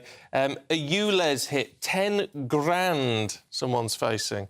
Yes, this is Ian Barnes, a window fitter, and he's one of those cases where, because his side of the street is outside of Greater London, technically, if he'd have just lived a few more doors down, he would have been eligible for the scrappage scheme. Because he's not, he's having to shell out £10,000. It's not only cost him £200 a month, but he's actually had to delay a kind of hip replacement. It's affected all of his various different elements of life, and just again showing the human cost of these kind of on-high policies from City Hall. Ridiculous. I don't know why no one can see sense with this one. Absolutely drives me mad. Candice, should we have a look at getting anxious. Maybe you, Les, is making people anxious if you're living down in London. Well, financial concerns, yes. Yeah. So this is what they say in the piece. The writer's basically asking in the Sunday Times, how are so many people signed off for anxiety and depression? And a lot of it is to do with the times we live in, financial pressures. People are actually really feeling it. It's affecting them mentally. I mean, there may be other reasons as well, but, you know, especially in the times that we live in as well, where everything's very technological, we don't work with our hands as much. He's saying that the cognitive load is becoming quite big. Plus, just, you know, we're in a crisis point in history, and that's affecting people. Of course it's affecting them, you know. I mean, to think that it wouldn't. It affects everything in your life, doesn't it? Yes. I like that word, cognitive load. Yes. Cognitive load, we're all feeling it. Yeah, we all need to get out and walk and do these exercises. We need to get in our bodies. Yeah. Absolutely. Or maybe get in our minds and just relax the minds. It's time for a bit of that. If the cognitive load is too big, you need to offload it. Yes, really. you do. OK, what else have we got time for another? Yeah. Tom, more than 2.5 million people living in a banking desert. Yes, there are 23 parliamentary constituencies in which there are no banks at all. And obviously we've been talking a lot about... No banks at all? Exactly. So people are having to... And there's many more where people are having to kind of drive miles just to get proper face-to-face services. You might be able to, you know, just get some simple services and so on. And it's another reminder of just because, you know, we are moving towards online, a lot of people are using online banking, it's worth remembering there are vast swathes of people, particularly elderly people, who need those kinds of services. And it's like this with any of these kind of areas of life, whether it's ticket offices at train stations or whether it's face-to-face banking services, just because an increasing majority of people don't need these services doesn't mean you don't need to provide them. But we need, but it's how we provide them, I think, isn't it? Big branches aren't going to... There are these banking hubs, aren't there, in some parts of the country where, like, the post office has a different type of bank represented every day of the week or whatever. So It's still not as personal, is it? No, but we've got to evolve it. Yeah, but we're offloading the cognitive load. What? Surely a way to do that. Surely a way to do that is you need to go in and see the bank manager that you saw last week. Yes, but they're not there to offload the cognitive load, are they? To add to it in some cases. Do. But human interaction If you've is got valuable. somebody to talk to that yes. you know. Yes, it's nice. For a lot of people... The bank can afford it, can't they? You would think so. Human beings thrive off relationships. Yes. Well, yes, true. Coffee shops and things, that's what you need. Oh, we've got too many coffee shops, haven't we? You can't have it both ways. People. Yeah, but people argue that they're high streets, so, you know, the banks are closing down, up you get a coffee shop and another one. You know, Well, it costs £4.50 to have a coffee. Well, yeah. Maybe they could double up somehow. Well, that would be it's the way good. to do it, though, isn't it? Every other Monday, you know, you've got HSBC or Barclays representative. In my village, the the pub was the post office. Oh. Well, that would be quite nice. Yeah, so you get your pension down the pub. Yeah. Spend it down there as well. Well, spend it down there as well, yeah. No, But that's quite a good idea. it's a win-win. What's this about supermarket sweeps for shoplifters in the Sunday Times, Candice? This is becoming a really big issue now. So this particular reporter went to a shop in Bristol and watched as shoplifters operated, because apparently it's a shop where this happens a lot. And the staff just feel completely hamstrung because they say the police are not investigating these enough. So basically, in effect, shoplifting has become decriminalised. I mean, the Daily Mail had a big editorial on it today saying they need to do their job on this. Because the problem is that, you know, it will disincentivise people from opening up shops and businesses, and then you'll get whole areas where there are no shops. And actually, you know, sometimes you do just need a shop on the corner that you can nip out to. Maybe if you need to get baby formula, milk. But they're actually reporting in here that thieves are organising themselves with empty suitcases and wheelie bins. Because that's and what just happens. shoving stuff in. Yeah. And then walking out the shop. It's becoming like San Francisco, where people are just becoming so brazen and so emboldened because they know there's no penalty for it. That's what happens. These crimes might seem low level, but actually, if you don't stamp down on them quite early, like, it can escalate and get worse. What I don't understand is how people can do it, how people have got the bottle to do it. I know. But I think it's also it's terrifying for the rest of us in shops to see something like this actually happen. Is somehow very threatening to us too. Yes, bad actors will exploit any weaknesses in a system like that. Most people are good, but you'll just get a few. You need to take a sharp look at yourself if you're doing something like that. It's just not right. It's not right. Where's your moral compass? We've got to leave it there for now. Candice, Tom, thank you both very much indeed. Now, the British World Cup Alpine Skiing Squad has launched a fundraising campaign to maintain their place on the world stage. Yeah, it's offering donors and benefactors the chance to have their name appear on the back of the British World Cup squad's race suits for the upcoming winter season. It's a first ever opportunity in Alpine World Cup skiing, apparently. Difficult business, Alpine World Skiing as well. Joining us now from Switzerland is Great Britain Olympic skier Dave Riding. Very good morning to you, Dave. Good morning, good morning. This sounds as though actually it's a bid for survival, the fact that you want this fundraising campaign to maintain your place on the world stage. Are you feeling threatened? Of course, we feel threatened. I think it's a bid for survival, but also the start of a new chapter. It gives us the opportunity to go down another avenue to create funding, and that's what we've got to do in this day and age. Well, so what will people get for their money, and how much money? So the Alpine Club 1000 gives the public, our fans, supporters, the opportunity to donate £1,000. And then for that donation, we give the public acknowledgement on our race suits. So whenever I'm racing, their name will be on my suit and the other World Cup athletes as well. So we're trying to give something back. This is the first step of the Alpine Club 1000. Next year, we hope to grow it and give more back as well, maybe some meet and greets, etc. We'll see, but it's exciting and we look forward to it. It's a lot of money. Well, yes, it is a lot of money. And isn't it difficult maintaining a very high public profile in Britain where we don't have alpine skiing as a sort of local sport? That's true. We don't have alpine as such, but I grew up all my skiing in Britain on the dry ski slopes. And through the dry slopes, I've learned how to ski and then compete on the world scene and actually win a World Cup two seasons ago. So as such, we're not an alpine nation, but we do have good skiers. And while, yeah, £1,000 is a lot of money, we appreciate that, but we also think that people can group together.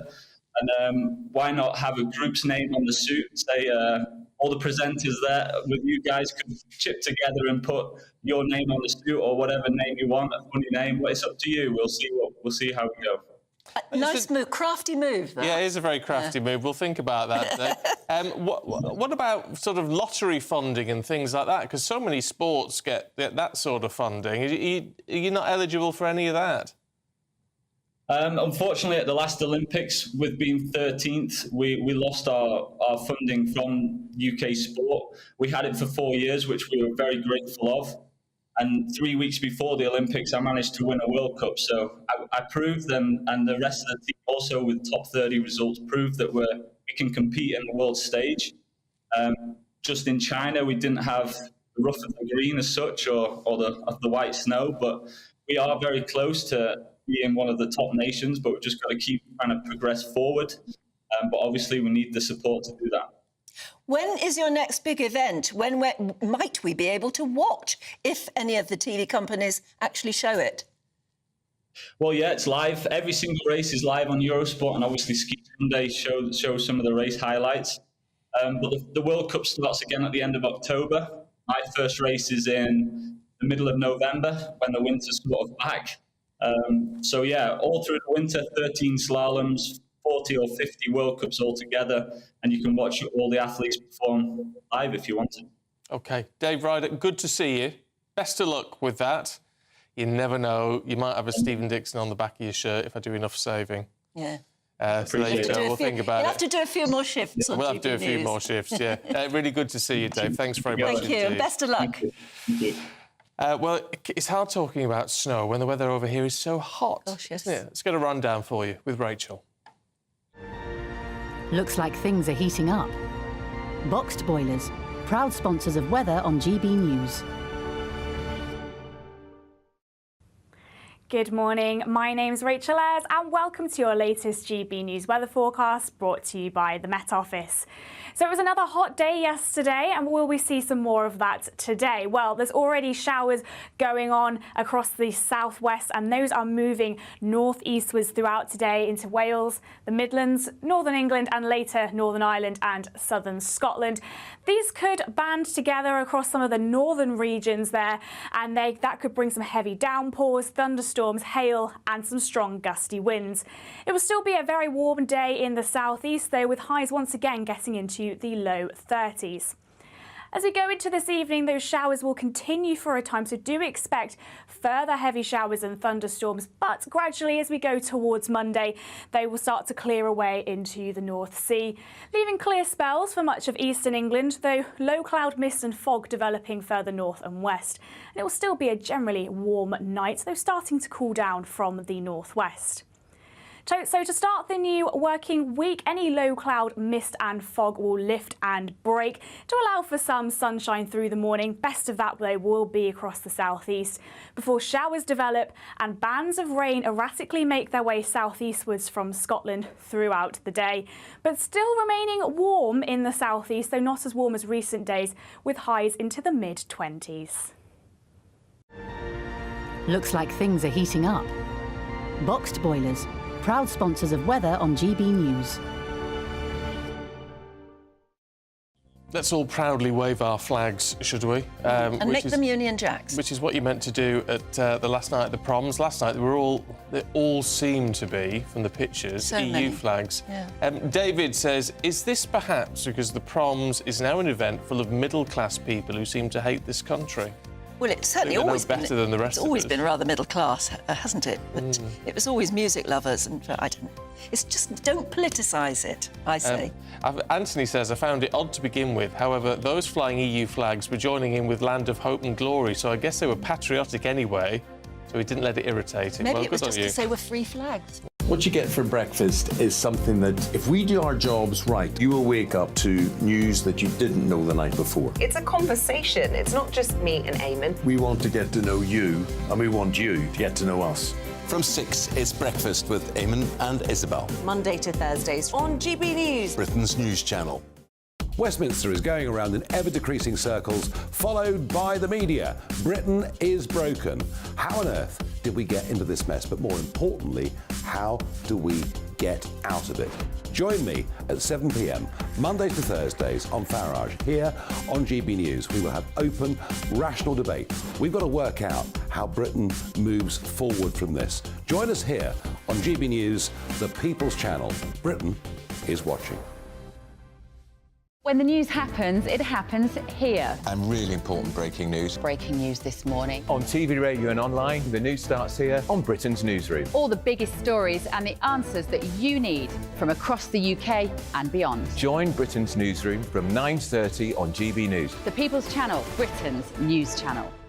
Join me, Patrick Christie's Monday to Friday, 3 till 6. We tackle the day's news agenda like you've never seen before. It's high tempo, high octane, the most controversial topics and the best guests. You will not be able to take your eyes and ears off it. I'm not afraid to ask the questions that you really want answered. 3 till 6 p.m, Monday to Friday on GB News, the People's Channel, Britain's news channel. People in Britain, they love free speech, but they also love fair play. I don't care if I'm speaking somebody from a trade union, from the Labour Party, somebody from the SNP. And I think the viewers like to see that actually we can challenge one another, but in a positive way. We think we ask the questions that people want to ask, and often we ask the questions that we wanted to ask in Parliament but never got the chance to ask. So join us every Saturday, 10 a.m. till noon on GB News, Britain's news channel. Hi, I'm Dan Wootton. You can watch me live on GB News Monday to Thursday from 9 p.m. And did you know that you can also watch and listen live on our website, gbnews.com? You'll always be up to date on the latest breaking news, as well as enjoying the best stories, opinions and shows. You can even join the debate under our live player as you're watching. So head straight to gbnews.com on TV, radio and online. GB News, Britain's news channel. It's all about family, being in people's living rooms, all the interaction and getting to know who our viewers and listeners are. When I was young, my dad used to say, Nana, stop arguing. I wanted an outlet that would enable me to give my opinion. People are going through a really hard time right now, and I know that you don't feel like you're being listened to. by the establishment. I came to GB News because it's the people's channel and I want the audience to have their say on the events of the day. We're dynamic. We do something different. Democracy shows that the wisdom of the nation is in its people. I get to travel to find out what the story is from a personal perspective. The British people aren't fools. We know when we're not being told the full story. We've got to work out how Britain moves forward from this. It's the best country in the world. The establishment had their chance. Now we're here to represent your views. Britain's watching. Britain's watching. Britain's watching. We're proud to be GB News. The People's Channel. Britain's news channel.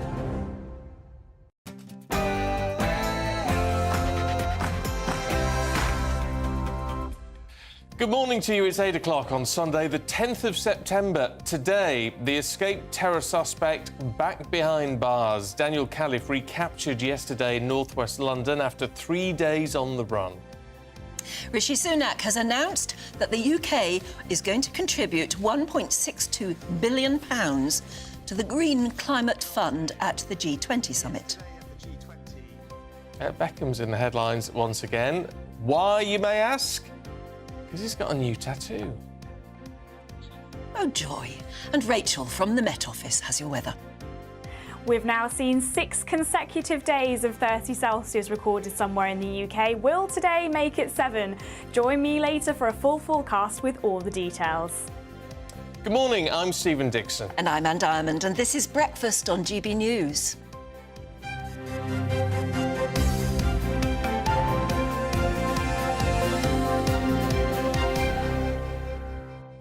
How British do you feel this morning? I feel very, very cross, and Very I think a lot cross. of people do. The last night at the Proms, which is something I always love, until I have to do breakfast television the next day. But look at that. If you look at if you're listening on the radio, it is what used to be a sea of Union Jack flags all waving with people singing Land of Hope and Glory and everything, is blue. actually a blue waving flag campaign. With little gold stars on. Yep, and a lot of people watching at the moment are, and watching last night, are disgusted. I can see 2 Union Jacks, 2 Union flags You have to in look there, hard. but it is mainly blue flags. And I just find it absolutely ridiculous. John says, I'm becoming so depressed with the UK. Our heritage is going. We cannot celebrate our own country without causing offence to somebody. I just think we've got to pull ourselves together. Mark in Warwickshire says, I only caught the last hour or so of the Proms last night on TV, but it was blatantly obvious. There were so many more EU flags than usual. It's disgraceful. Stefan in Essex says, I was ashamed to see the EU flags flooding the Albert Hall. I instantly thought myself, well, it is the BBC Proms. Enough said. It's just, look, it's not to say there's anything wrong with the EU flag, but this is a British event. Yes. And you're not going to wave an EU flag in there unless you're trying to make a political point. Exactly. It is political. It's a historic British event. What would Prince Albert think happening in his Albert Hall? What would Queen Victoria think, eh? Jill says, I'm very disappointed by the EU flag waving at the Proms last night because I think it demonstrates that those people don't actually believe in our history or culture. Steve says, I was fuming as I watched the last 15 minutes, really couldn't believe what I saw. That's what I feel like. You look at it and you just think, what are these people Who the heck are you thinking? people waving EU flags at the last night of the Proms? It's meant to be a celebration of all things British. Yeah. Des says, I'm in Turkey at the moment, and you can't move for proud Turkish flags flying from nearly every boat and public building. Our flag in Britain is the Union Jack. I think we should be proud and we should not be vilified for flying it or feel vilified for flying it. And by the way, I know it's Union Jack when it's on the sea, but everybody calls it the Union Jack. I do. Yeah, it irritates me. That irritates me that we had, you know, in my last place, there was, you know, big thing. You mustn't call it the Union Jack. It is the Union flag. And right, OK, maybe officially so, but everyone always called it the Union Jack. Yeah. Seems crackers that you can't just say that now. No, I mean, it is. I mean, let's not get too silly about it, really.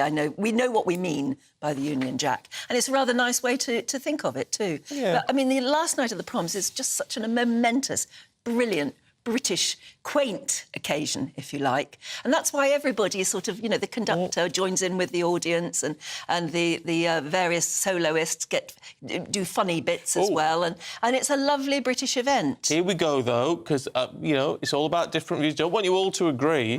Ian says, it's odd that people on the right are so keen on freedom of speech until a few people wave a flag they don't like. To those offended, if you're so upset by it, stand outside the Albert Hall and hand out flags that you do deem acceptable. Well, that's what I want to know, is who's handing them out?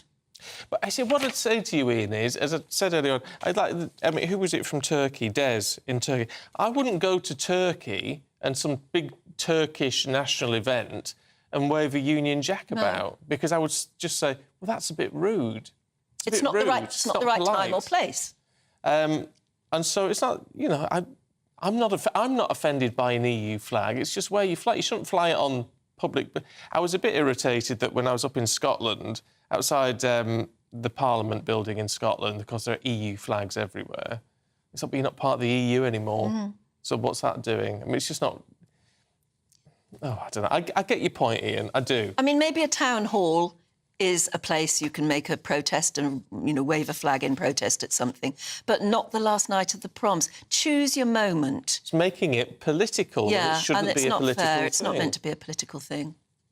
And when people do go to the last night of the proms and wave a Union Jack and sing Land of Hope and Glory, they're not making a political point. No. They're just being proud of their country, for heaven's sake. And of course, the other side of it is, if a load of people are waving EU flags, which presumably means saying we're anti-Brexit, are they then assuming anyone who's holding a Union Jack is pro-Brexit? Because they might not be. No, exactly. They're just celebrating Britain. It's not a political point.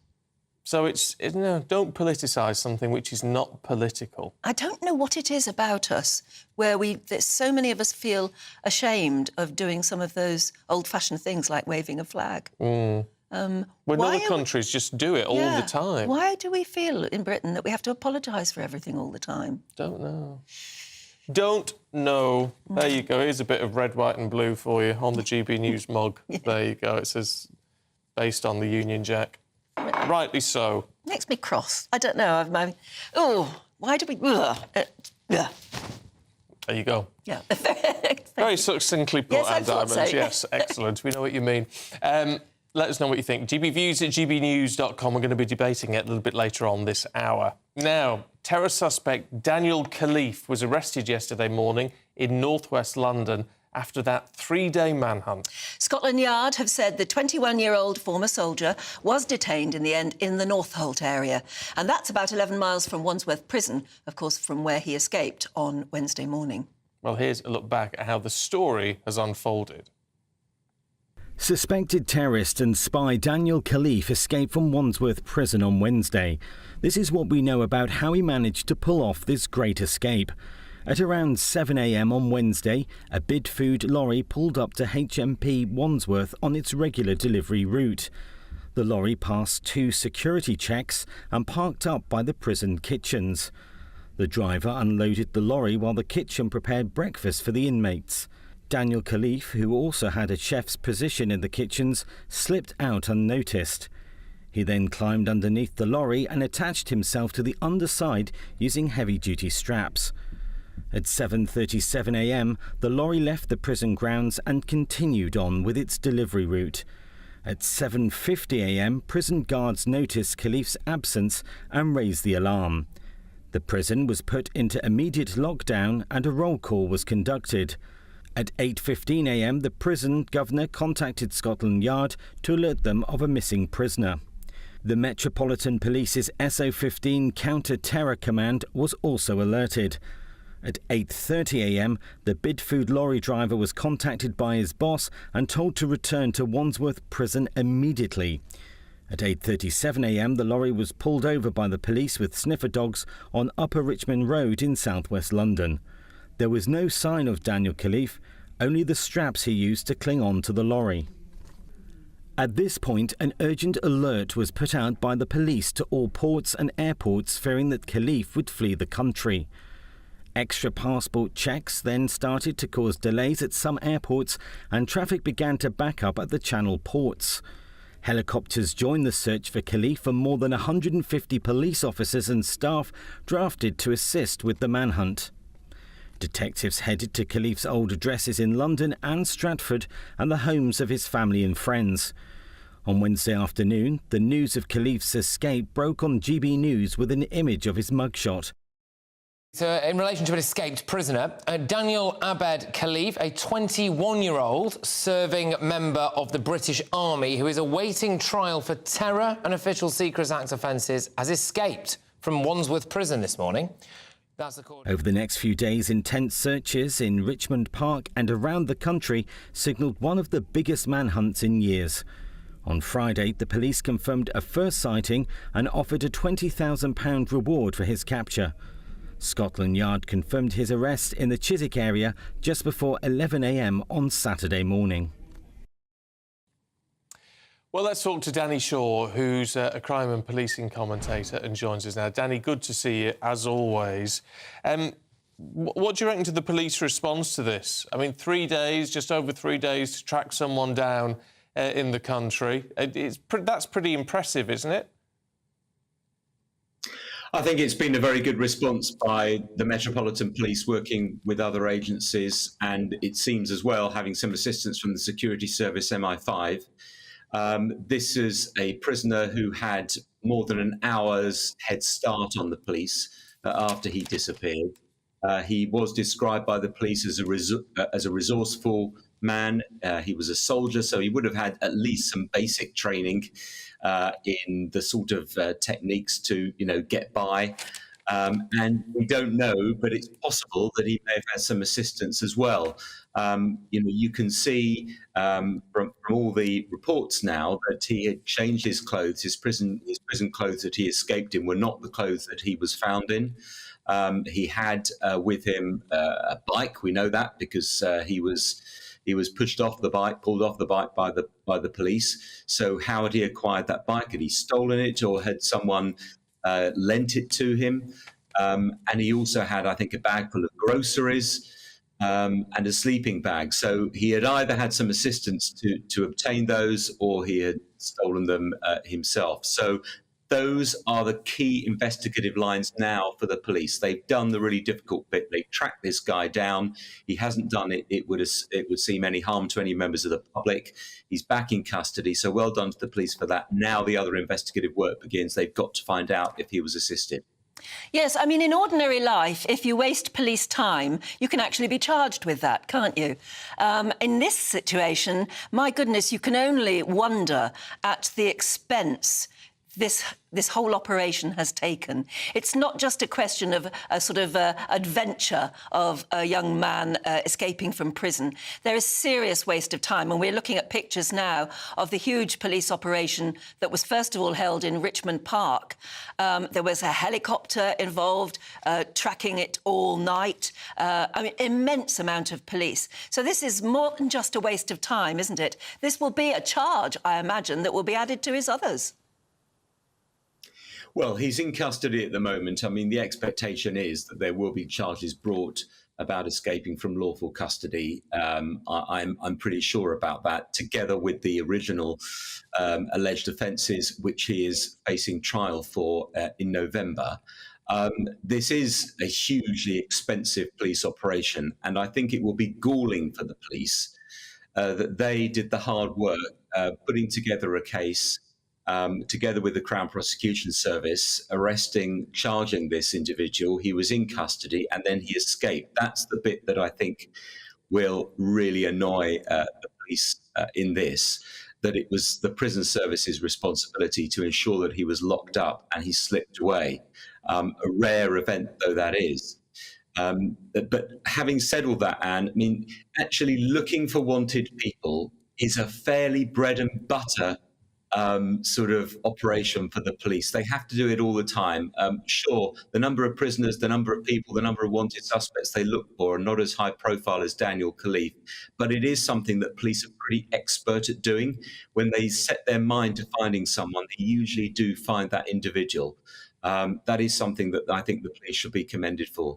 We were talking to His Majesty's Inspector of Prisons on Friday, who was as you can imagine, quite damning about the state of prisons at the moment, and particularly about Wandsworth. I mean, it does raise a lot of questions. As he said, you know, when recommendations are being made to these prisons, and then I think in his example, sort of 2 or 3 years later, still not enough has been done. It begs a question as to what is going on the prison estate. Absolutely. This escape has shone a light on the state of our prisons. I don't think there's been enough discussion or comment about it, you know, before this. If you look at Wandsworth in particular, the most sort of glaring issue for me is the fact that there was an escape from Wandsworth in February 2019 by a prisoner who had secured himself to the underneath of a court security van, a Serco van, and he managed to get away out from the prison. He was recaptured not long afterwards, and I don't think he was charged with serious offences as this individual was. But the exact same method that Daniel Khalif used to get away from Wandsworth. Now, surely after 2019, lessons would have been learned. We understand that perimeter security and new CCTV system was meant to be installed at Wandsworth, but that work has still not been completed. So for me, the big question needs to be asked of the Ministry of Justice and the Prison Service: what did you do after 2019? Did you learn the lessons? Clearly didn't. Why wasn't that equipment and those CCTV cameras, why weren't they installed? In terms of the wider issues around Wandsworth, we know it's hugely overcrowded. It was designed to hold 950 prisoners. It holds 667, more than that at the moment. It's very close to the absolute maximum limit. And this is a situation that's replicated in other prisons across England and Wales. Huge numbers, not enough staff. The number of staff has dropped since 2010, since the Conservatives came to office, but the number of prisoners has increased. And that means that regimes are stretched, security can be compromised. And I'm sure there have, over the years, been many warnings, but it's well known that asking for more money for prisons or to improve conditions in prisons never goes down very well with the public. We don't want to know what happens in prison, really. Is that a problem, do you think, for maybe any Home Secretary or anyone trying to look at more money for prisons? We just don't care. We think once people are locked up inside prison, that's the end of it. Daniel Khalif has shown us that it really isn't. I think you've hit the nail on the head, Anne, because people are locked up in prisons, but we expect them to be secure. And when they escape, we get very concerned about it and we want to know why. And the root of that potentially is lack security, cutting corners, not enough staff, not enough experienced staff, not enough training, and so on. And that's why we should all care. The other reason we need to care, and we don't care enough, is that almost every prisoner that is in jail will come out at some point. They will serve their sentence or half their sentence or 2/3 of their sentence, and they will come out onto the streets back to society. And we all want them to come out rehabilitated so that they don't commit any further crimes and that there aren't any more victims. So it does really matter what goes on in prison. It's not enough just to lock someone up and expect that they're going to come out and not commit any further crimes. You've got to at least attempt to do some rehabilitation, give them some skills, some training, get them into a workshop so they can learn some skills so they can get a job, get them some qualifications so they're better able to be employed, because employment and housing are the two biggest factors that stop people from offending. Yeah, very good point. Danny Shaw, good to see you. Thank you very much indeed. Thank you. It is that thing, out of sight, out of mind, yeah, is how it works. And we do need to be more aware of these people, I think. And, you know, and as Danny said, whether you like it or not, too many people just go, well, to throw away the key. That's how you're tough on people. You throw away the key. Yeah, but you don't think what's happening to them inside. And if there isn't enough money being spent, then what happens inside just leads to frustration. It's really important that when people come out of prison, we encourage them, whatever they've done, you've got to encourage them to live a productive and life in the UK. Well, they always say, don't they, that people who come out of prison, they literally can sometimes walk out of the doors and there's nobody waiting for them and nothing. First thing they do is go round the corner, probably to the nearest pub, or they go to meet up with old mates. Of course they do, because they've got nowhere else to go. Well, they've got to. It's not. That's not strictly true. But aren't there organisations? There are some organisations which specialise in meeting them outside. Well, they've got to. When you come out of prison, now you have to go to an AP, an approved premises when you come out. To stay. To stay. Yeah. So it's like a halfway house. Yeah, but that's to stay, isn't it? Well, yes, but then you are monitored and all the rest of it there. So it's. But I've spoken to organisations that actually meet you outside and try and take you to maybe that place rather than let you fall into a hole, meet up with the wrong people, go and get drunk. But it worries me that people are very resistant to the idea of encouraging ex-cons to do well. But it's like, if you don't do that, they just continue to. But would you be an employer? If you're an employer, would you be somebody who say, no, I will make sure I always am open to the idea of employing somebody who's an ex-con? Timsons do that. The shoe repairers and key people, they have a policy of employing a lot of ex-prisoners and things. It's about keeping people on the straight and narrow, isn't it? Yeah. Although it might stick in your craw a little bit. Or you might be just genuinely worried and scared of it, because the wrong person could ruin your business, couldn't they? Well, yeah. I mean, that's what you'd think. But then you want them to come out of prison rehabilitated to an extent where they want to work, they want to stay out of prison, stay out of trouble. And that brings you back to financing that sort of programme within the prison. But it's all very well to talk these grand words, isn't it? Whether we'd actually do anything about it, or whether we'd support more money for prisons. Would we? Or would we say we've got better things to spend money on? Well, you can see why it upsets people, because it looks like you're spending money on people who've committed a crime and hurt and upset other people. So where's the money for the victims? And all that sort of thing. But you've got to try and prevent further victims, haven't you? I know it's not an easy conversation. It's a very unsympathetic subject, frankly, isn't it? But if you're watching at the moment, maybe you've been involved in that sort of thing. You've employed ex-prisoners, or you would like to be able to do that. What stops you, or have you done it? Anyway, tell us what your thoughts are. gbviews@gbnews.com. Now, looking at other news for you this morning, and we now know that more than 2,000 people have died in Morocco following the earthquake on Friday. It had a magnitude of 6.8. The biggest to hit the North African country in more than a century. The government has declared 3 days of mourning to mark all of this. The United States, Turkey and Spain are offering aid and support.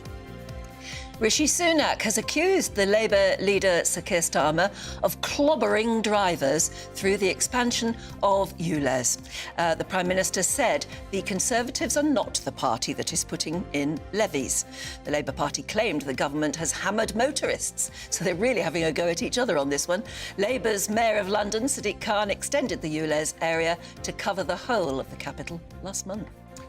There are going to be thunderstorms apparently hitting parts of the UK later amid this record-breaking September heatwave that we're having. The UK has now sweltered through 6 days of temperatures above 30 degrees in September for the very first time on record. It's likely to be 7 days if we hit it today. Yesterday was the hottest day of the year so far. Forecasters do say that we should be hitting 30 degrees or more in parts of the country today.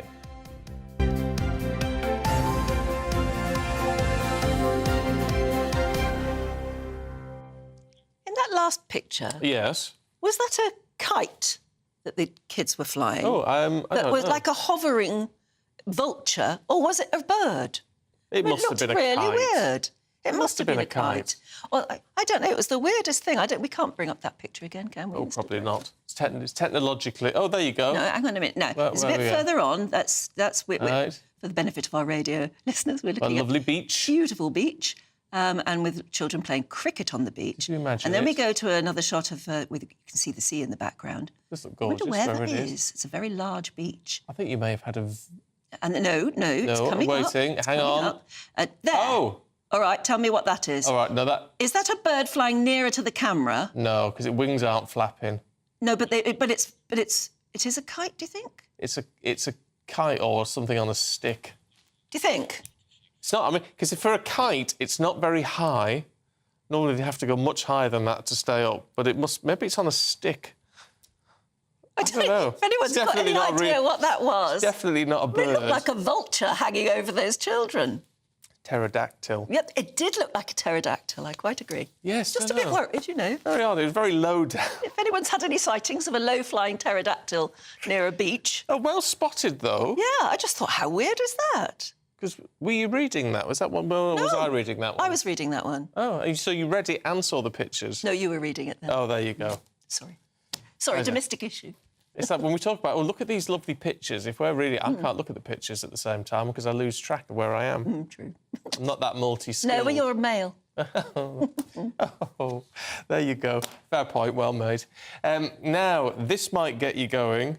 Oh, it will, and it already has. Yes. Rishi Sunak has sort of proudly announced a record UK contribution of £1.6 billion to the International Climate Change Fund to support developing nations.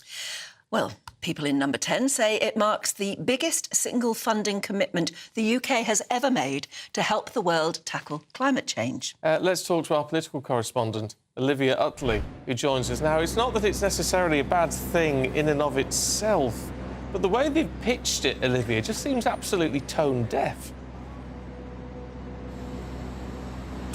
Yeah, I think that lots of people in the UK who are suffering from a cost of living crisis at the moment, who are seeing their mortgage rates flying up, who in many cases are dreading next winter where they will be making decisions over whether to heat or eat, will be thinking, hang on a minute, why has the government pledged £1.6 billion to help developing countries meet their carbon emissions targets? Now, Rishi Sunak, I think, was pretty clearly aware that that's what the feeling would be back home, because while promising this huge amount of money, as you say, the record single funding promise from the UK to meet green climate targets ever, Rishi Sunak also made his starkest ever comments about net zero, and he was actually saying, hang on, we don't want to have a hair shirt approach to net zero. He was following in Michael Gove's footsteps, who a few months ago said that he was worried that if we pursue net zero with too much vigour, then there will be a backlash like there's been in the Netherlands. And Rishi Sunak was echoing those comments yesterday and saying that net zero can't be about giving everything up and then our bills going up. It must be about creating new jobs. So he is very, very aware that if he goes too hard and fast on green targets and people see the money in their pocket being worth less, being able to afford less, seeing their energy bills rise up, then he's not going to get very many votes at the next election. So he's giving mixed messages here, and it'll be really interesting to see whether he can hold those two different messages. On the one hand, promising this huge amount of money to the Green Climate Fund, and on the other hand, sort of rowing back a little bit on his rhetoric on net zero. Will that hold? Will the electorate accept that contradiction? By announcing it at the G20 in Delhi, has he sort of given... is he sort of sucking up to Narendra Modi in a way, by handing him a big announcement? Doesn't it look good? Please give us our free trade deal. Is that what he's doing? I think that there may well be an element of that. The Indian president asked, the Prime Minister promised, asked the G20 leaders who were there, who've been there over the last few days, to give money to help developing countries reach their climate targets. And Rishi Sunak has answered that call in style. He's promised this huge amount of money as part of a much bigger world fund to try and help countries like India reach their commitments. So he has literally exactly answered what Narendra Modi is asking for. And in doing so, I think it is quite likely that he's hoping that somewhere down the line we will get that free trade deal, which of course Boris Johnson promised was going to be wrapped up by October 2022. There are still some really big sticking points there, the biggest one being on visas for Indian workers coming into the UK. And until there's some sort of agreement on that, then I don't think we can expect an agreement anytime soon. But in promising this money at Modi's request, really, it does feel as though Rishi Sunak is trying to sort of soften the ground a little bit more. OK. Olivia, for now, thank you very much indeed. Stephen Devon says, that does it for me. I won't be voting at all at the next election. Dave says, a virtue signalling move, giving this money away. And... I think it's upsetting a lot of people. Mark says, have I fallen asleep and woken up on April the 1st? Disgraceful. I have to say, it just doesn't sit right. No, and as we were talking about it earlier, if only he would explain why he's decided this, maybe it wouldn't feel so, I don't know, jagged, so wrong. But at the moment, while we're all talking cost of living issues, to announce a record-breaking amount to an international fund, I mean, he's not even... If he wanted to give that much money towards green issues, you could argue, why doesn't he give that money to green issues at home? But is he hiding behind the internationalism of it? Maybe so. It's fair. By the way, definitely not a pterodactyl. Oh. That, because a pterodactyl, we use it all wrongly. Dr. Jane Evans has been in touch. Oh, yes. Pterodactyl is what you call a genus, which is a big overriding category. Different species and things can be within the same genus. So you're going to tell me it should be a pterosaur? No, yes, pterosaur. Pterodactylus antiquus is a species. So, but that would be, if we thought of that, it would be a pterosaur. Yeah. All right, was it a pterosaur that I saw? There you go. Did I saw a pterosaur? Did I saw? That's very good. Sitting on the beach. There you go, I'm impressed. Yeah. So there you go, we've been corrected by a paleontologist. I don't know where that beach was, but it looked like one of those ones that would be tidal, because you get those enormous expanses of flat beach, don't you, where you've got a tidal beach. So was it somewhere like Weston-super-Mare, or I don't know, where the tide goes so far out you can't see the sea, and then you get that massive... Should we have another look? Oh, there you go. Yeah, it's... you can see the sea in this, but you can also see that the beach is incredibly huge and wide and flat. And then we're going to see this pterosaur. You see that girl there? Yeah. She sells seashells. On the seashore? Yes, she does. Shells she sells. Seashells for sure. And then the next shot is the interesting one. There you go. There. There's your pterosaur. It's not on a stick, Stephen. Is it definitely It's not on a stick. And the ends of its wings are flapping. I think it's riding the breeze, and it's real. It can't be real. Can it? I don't know. Oh, please, somebody tell us where it is, and if you saw the pterosaur. It's not actually a pterosaur. They're extinct. But, you know, whatever it is. One hopes. Whatever it is. We might have seen the first. Like Jurassic Park all over again in Brighton or something. No, that's a Cobbly Beach. Dr. Jane will be in charge. Dr. Jane, in touch again, because Jurassic Park was, of course, not Jurassic, was it? Most of the animals in it were Triassic or something like that. Oh, right. Oh, I know. Well, Triassic Park doesn't sound as good. No, exactly. Anyway, it is going to be another nice day if you're heading to the beach or whatever you're doing. Let's have a look at the weather with Rachel. That warm feeling inside. From Boxed Boilers, proud sponsors of weather on GB News. Good morning, my name's Rachel Ayres and welcome to your latest GB News weather forecast brought to you by the Met Office. So it was another hot day yesterday, and will we see some more of that today? Well, there's already showers going on across the southwest, and those are moving northeastwards throughout today into Wales, the Midlands, northern England, and later Northern Ireland and southern Scotland. These could band together across some of the northern regions there, and that could bring some heavy downpours, thunderstorms, hail, and some strong gusty winds. It will still be a very warm day in the southeast, though, with highs once again getting into the low 30s. As we go into this evening, those showers will continue for a time, so do expect further heavy showers and thunderstorms, but gradually as we go towards Monday, they will start to clear away into the North Sea, leaving clear spells for much of eastern England, though low cloud mist and fog developing further north and west. And it will still be a generally warm night, though starting to cool down from the northwest. So to start the new working week, any low cloud, mist and fog will lift and break to allow for some sunshine through the morning. Best of that, though, will be across the southeast before showers develop and bands of rain erratically make their way southeastwards from Scotland throughout the day. But still remaining warm in the southeast, though not as warm as recent days, with highs into the mid-20s. That warm feeling inside. From Boxed Boilers, proud sponsors of weather on GB News. Cretaceous Park. Cretaceous Park. Jane's apparently. been back in touch. She's avidly watching. It would have been better to call it Cretaceous Park because most of the dinosaurs were Cretaceous rather than Jurassic. Who cares anyway? Who cares? It's a great set of films. It was a pretty successful set of films. Yeah, it did all right. Yeah. We've got lots more to come for you, including all the sport with Aidan. Just a moment.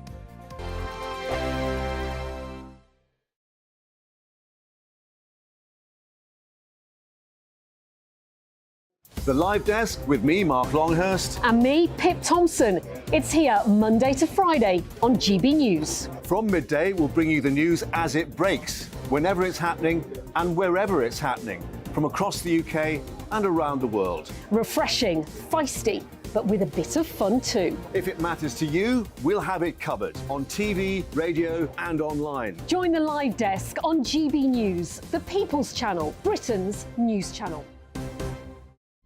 Weeknights on GB News from 6 p.m. You'll always get drama. Please stop, Michelle. I know, yeah. Please stop. Should I just shut up? Romance. You like me, I like you. There you go. There you are. Well, don't tell anybody. Adventure. Etc. That's the whole point. But And action. Read my superstar panel. They're already at it. They're fighting. It's going to be quite a show. Only on GB News, the People's Channel, Britain's news channel. The Jubes and Co, we tackle the issues of the day with real, robust debate, both sides of the fence, battling it out with me in the middle with my forthright opinions and views. And often really interesting things happen because you start with a position and then by the end of the debate you find actually, well, I might not have thought about that one. What we need in this country is 2 new political parties. You should maybe think about doing a 2024 calendar. I'm Michelle Dewberry and I'm keeping you company right through until 7 o'clock this evening. GB News, the People's Channel, Britain's watching. Monday to Thursday, 9 p.m. till 11 p.m. Join me, Dan Wootton, for 2 hours packed full of unfiltered opinions, unique takes, and fiery debates. I guarantee you blockbuster guests and exclusive reporting with no spin, no bias, no censorship. I think there is a culture of collusion, quite frankly. And no reason to go to bed. That's Dan Wootton tonight on TV, radio, and online. Monday to Thursday from 9 p.m. till 11 p.m. only on GB News, Britain's news channel. In a world of dull and predictable radio and TV shows. Oh, hi. On Mark Dolan tonight, we've got big guests. We drill into the big stories of the day. The show adds up to a brilliant listening and viewing experience. Mark Dolan Tonight is the most entertaining current affairs show ever, and that's a fact. That's Mark Dolan Tonight, Friday, Saturday and Sunday from 9. Only on GB News, Britain's news channel.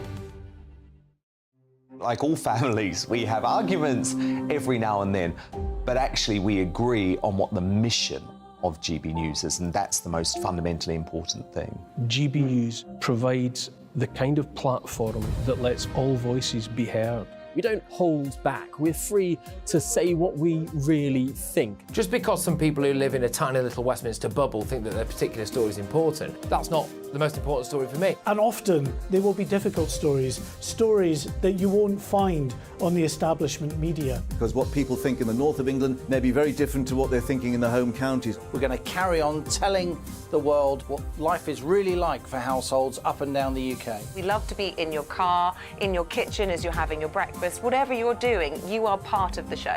If it matters to you, it matters to us. Britain's watching. Britain's watching. Britain's watching. We're proud to be GB News, the People's Channel, Britain's news channel.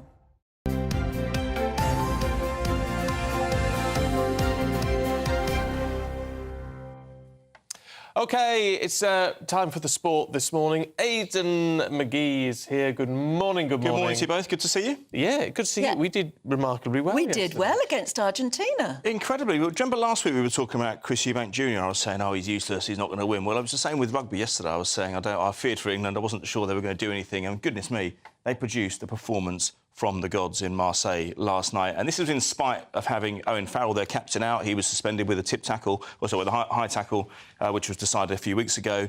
They went down to 14 men after 3 minutes last night, and they were losing as well by 3-0. And England just produced, through George Ford, off the boot of George Ford, 4 penalties, 3 conversions to win 27-10. I can't think of a better World Cup performance in recent years. I mean, England haven't been too distinguished in World Cups in recent years anyway. I mean, they won it in 2003, but they've not done too much, with the exception of 2019, of course. But, you know, after having a man sent off so early, 77 minutes with just 14 men, that was an incredible result. And that will give everyone... I mean, I saw Steve Borthwick. He was smiling. That's the first time I've seen him smile since he took the job in January. I mean, England went into it on dreadful form. Argentina weren't in terrific form themselves, but... I can't also think of a time when Argentina played England and England were not favourites to win. That's how desperate the situation was. And that's given them a huge boost at the start of a tournament. And then on Wednesday they face Japan and they've got a really good chance of going through to the knockout. And, you know, sometimes I think Will Greenwood, the World Cup winner from 2003, said yesterday, there's no confidence, there's no momentum, so the only way is up.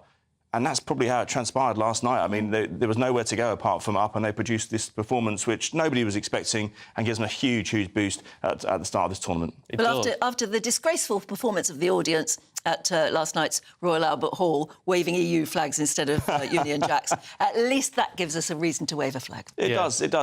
Because the football doesn't. No, it doesn't. Let me just touch on the rest of the rugby, because we should mention Ireland winning 82-8 yesterday in Bordeaux, their biggest win in a margin of victory at a World Cup game. Scotland plays tonight, or this afternoon, against South Africa. Wales against Fiji at 8 o'clock. But yeah, the football. Yeah, listen, they got the result. I mean, they got a point. It was not a disaster. But they've won their previous games, and they're top of the league. It's not an easy trip going to... They didn't go to Ukraine, they went to Poland, because obviously that's where Ukraine have to play their matches. But the refugee community came out in support of Ukraine last night. Kyle Walker got the equaliser, his 77th cap. It's only taken him 77 games to get a goal. That's not obviously why he's in the team. But nonetheless, lots of criticism for the attacking areas of the pitch, a lack of creativity. Same sort of stuff we level at Gareth Southgate during tournaments. England are flat-track bullies. They tend to beat the teams around them. But when they get a really difficult assignment, and last night wouldn't have classed as the most difficult assignment you can get, but they came up short to some degree. But sometimes you have bad days. They've won the previous 4 matches. Take the point, go home, and then get the job done at a later date. But Scotland are going to pose a real problem for England on Wednesday. Scotland won 5 in a row. They're in uncharted territory in terms of qualifying for the Euros with this kind of gusto. And on Wednesday, it's going to be at Hampden Park, 150th anniversary of the formation of the Scottish FA. I think England are going to face a real examination in that. Meanwhile, in the tennis, there'll be a good match coming up. Yeah, well, it's a little bit political, isn't it? Because we've seen, obviously, Djokovic had all his problems 18 months ago getting into Australia on account of his vaccination status. Medvedev was banned by most of the Grand Slams last year because he's Russian. So there's a little bit of a political element to it as well, although they're kind of juxtaposed in many ways. But Djokovic is going for a 24th Grand Slam, a record-equalling alongside Margaret Court, if you include a male and female, if you look at both their records. So he's already ahead of Nadal and Federer. He's a chance to extend his legacy. Medvedev beat Alcaraz in the semi-final, which a lot of people wouldn't have predicted. But Medvedev going for his 2nd Grand Slam victory. He beat Djokovic 2 years ago. It'll be a good match, though, isn't it? I think so, yeah. I think Medvedev's been harshly dealt with. He didn't initiate anything to do with the war in Ukraine, and yet he's one of the individuals who's had to suffer, along with lots of other Russian athletes as well in the last couple of years. And I always felt that if it's a team sport, playing under the Ukrainian or Russian the Russian flag or the Belarusian flag, then maybe take some punishment. But as an individual, I think it was very harsh. Well, anyway, indeed. He gets his chance to make his point. Absolutely, yeah. And we should mention as well Coco Gauff last night in the women's winning a Grand Slam for the first time. Funnily enough, her opponent, Arina Sabalenka, who's the world number 2. As a result of losing, she goes to world number 1 today. But great performance by Coco Gauff. American, they haven't had too many success in the home Grand Slams in the last few years. She's coached by Brad Gilbert, used to be Andy Murray's coach. It was interesting because he's a vastly experienced coach, and he was giving her directions from the box. But there were times when she said, no, actually, I'm going to do it my own way. And so it was a real fillip, given that she was a set down and she turned it around to win in 3. Excellent. Lovely stuff, Aidan. Good to see you. Thank you very much indeed. Thank you. We're going to take a quick break and then we've got some rather interesting news for you. What you get for breakfast is something that, if we do our jobs right, you will wake up to news that you didn't know the night before. It's a conversation. It's not just me and Eamon. We want to get to know you, and we want you to get to know us. From 6, it's Breakfast with Eamon and Isabel. Monday to Thursdays on GB News, Britain's news channel. Westminster is going around in ever-decreasing circles, followed by the media. Britain is broken. How on earth did we get into this mess? But more importantly, how do we get out of it? Join me at 7 p.m, Mondays to Thursdays on Farage, here on GB News. We will have open, rational debate. We've got to work out how Britain moves forward from this. Join us here on GB News, the People's Channel. Britain is watching. When the news happens, it happens here. And really important breaking news. Breaking news this morning. On TV, radio and online, the news starts here on Britain's Newsroom. All the biggest stories and the answers that you need from across the UK and beyond. Join Britain's Newsroom from 9:30 on GB News. The People's Channel, Britain's news channel. Join me, Patrick Christie's Monday to Friday, 3 till 6. We tackle the day's news agenda like you've never seen before. It's high tempo, high octane, the most controversial topics and the best guests. You will not be able to take your eyes and ears off it. I'm not afraid to ask the questions that you really want answered. 3 till 6 p.m, Monday to Friday on GB News, the People's Channel, Britain's news channel. People in Britain, they love free speech, but they also love fair play. I don't care if I'm speaking somebody from a trade union, from the Labour Party, somebody from the SNP. And I think the viewers like to see that actually we can challenge one another, but in a positive way. We think we ask the questions that people want to ask, and often we ask the questions that we wanted to ask in Parliament but never got the chance to ask. So join us every Saturday, 10 a.m. till noon on GB News, Britain's news channel. Hi, I'm Dan Wootton. You can watch me live on GB News Monday to Thursday from 9 p.m. And did you know that you can also watch and listen live on our website, gbnews.com? You'll always be up to date on the latest breaking news, as well as enjoying the best stories, opinions and shows. You can even join the debate under our live player as you're watching. So head straight to gbnews.com on TV, radio and online. GB News, Britain's news channel. It's all about family, being in people's living rooms, all the interaction and getting to know who our viewers and listeners are. When I was young, my dad used to say, "Nah, stop arguing." I wanted an outlet that would enable me to give my opinion. People are going through a really hard time right now, and I know that you don't feel like you're being listened to by the establishment. I came to GB News because it's the People's Channel, and I want the audience to have their say on the events of the day. We're dynamic. We do something different. Democracy shows that the wisdom of the nation is in its people. I get to travel to find out what the story is from a personal perspective. The British people aren't fools. We know when we're not being told the full story. We've got to work out how Britain moves forward from this. It's the best country in the world. The establishment had their chance. Now we're here to represent your views. Britain's watching. Britain's watching. Britain's watching.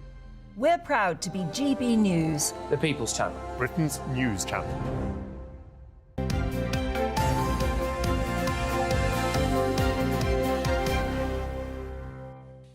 Now, there is a spy story in some of the papers this morning. A couple of people who it's claimed were spying for China. From within Westminster. From within Westminster. So that's been revealed. However, what sort of puts the kibosh on it a little bit is that they were arrested 6 months ago. But they're only just releasing that information now. Yes, we've only just been told about it. Mm.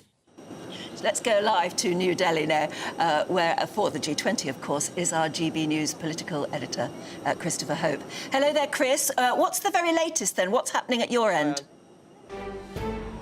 Yes, well, you got the reports overnight in the Sunday Times. It's now developing into something of a diplomatic incident because the Prime Minister has met Li Chang, who's his Beijing counterpart, and conveyed in quotes his significant concern about Chinese interference in the UK's parliamentary democracy. Now, we're expecting some remarks from Rishi Sunak shortly before the plane takes off, just behind this camera, taking us all back to the UK. But it shows the concern, the level of concern in the government about the way China's been able to infiltrate the offices of some Tory MPs.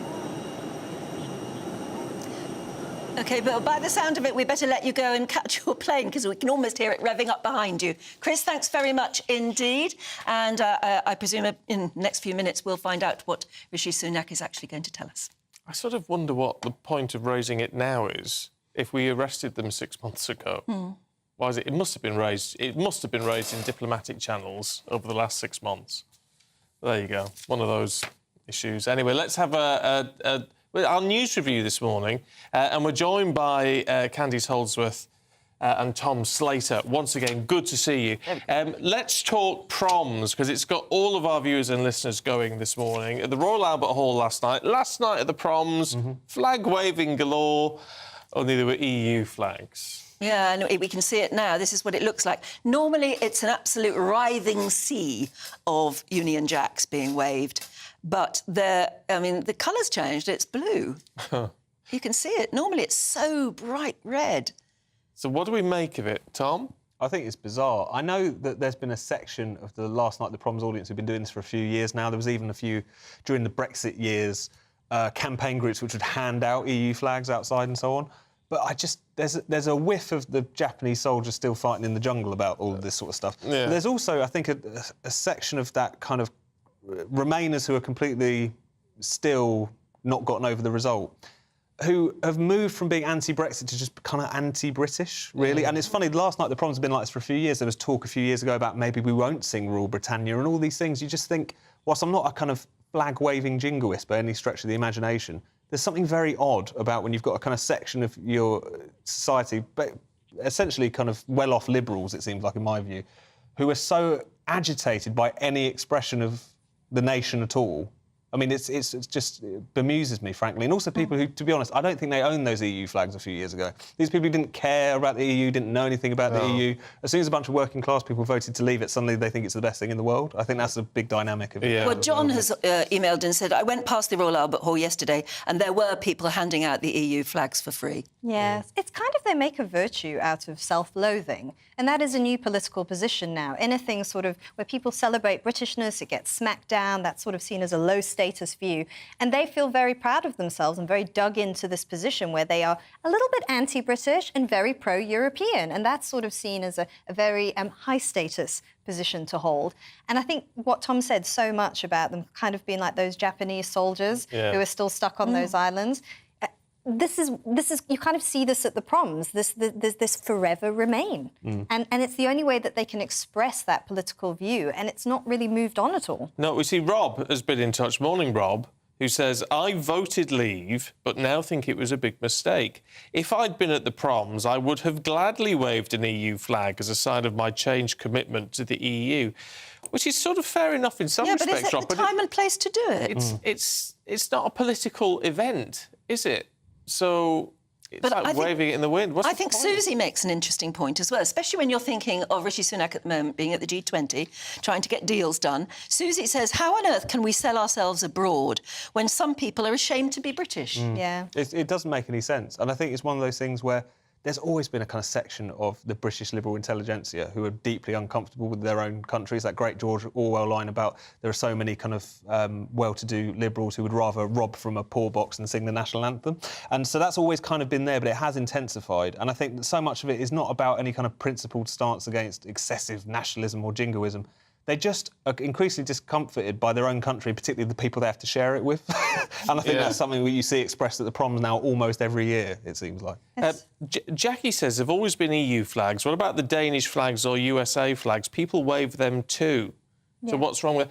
Well, actually, there was some other foreign flags you saw in there. Well, I don't think that's right either. But you've forgotten what the Proms is about. Yes. The thing is it used to be just fun, right? Yeah. So you'd see all the Union Jacks and then occasionally you might see an American flag because someone's gone along and they're having a great time and it's all fun. But this sort of political stance sucks the fun out of it. Doesn't it just? It's a takeover, isn't it? Where is the joy? Of what is a cultural event, really. In fact, it's more than a cultural event. It's what you said, it's a fun event. Yeah. And no longer is it fun. You've made it, I don't know, deeply divided. Oh, yeah, it sort of makes me not want to... Not that I watched it last night, but I think I don't want to be part of that. No. And also, what are they waving a flag for? A technocratic, bureaucratic institution? I mean, not to bring it back to Brexit and stuff, but, you know, I am always bemused by people who seem to invest so much love and care in a giant bureaucracy which doesn't serve the people of Europe particularly well. I'm like, what is it about this thing that you love so much? I really don't understand. But no, yes, that's true. An EU flag isn't about patriotism. It's a political thing.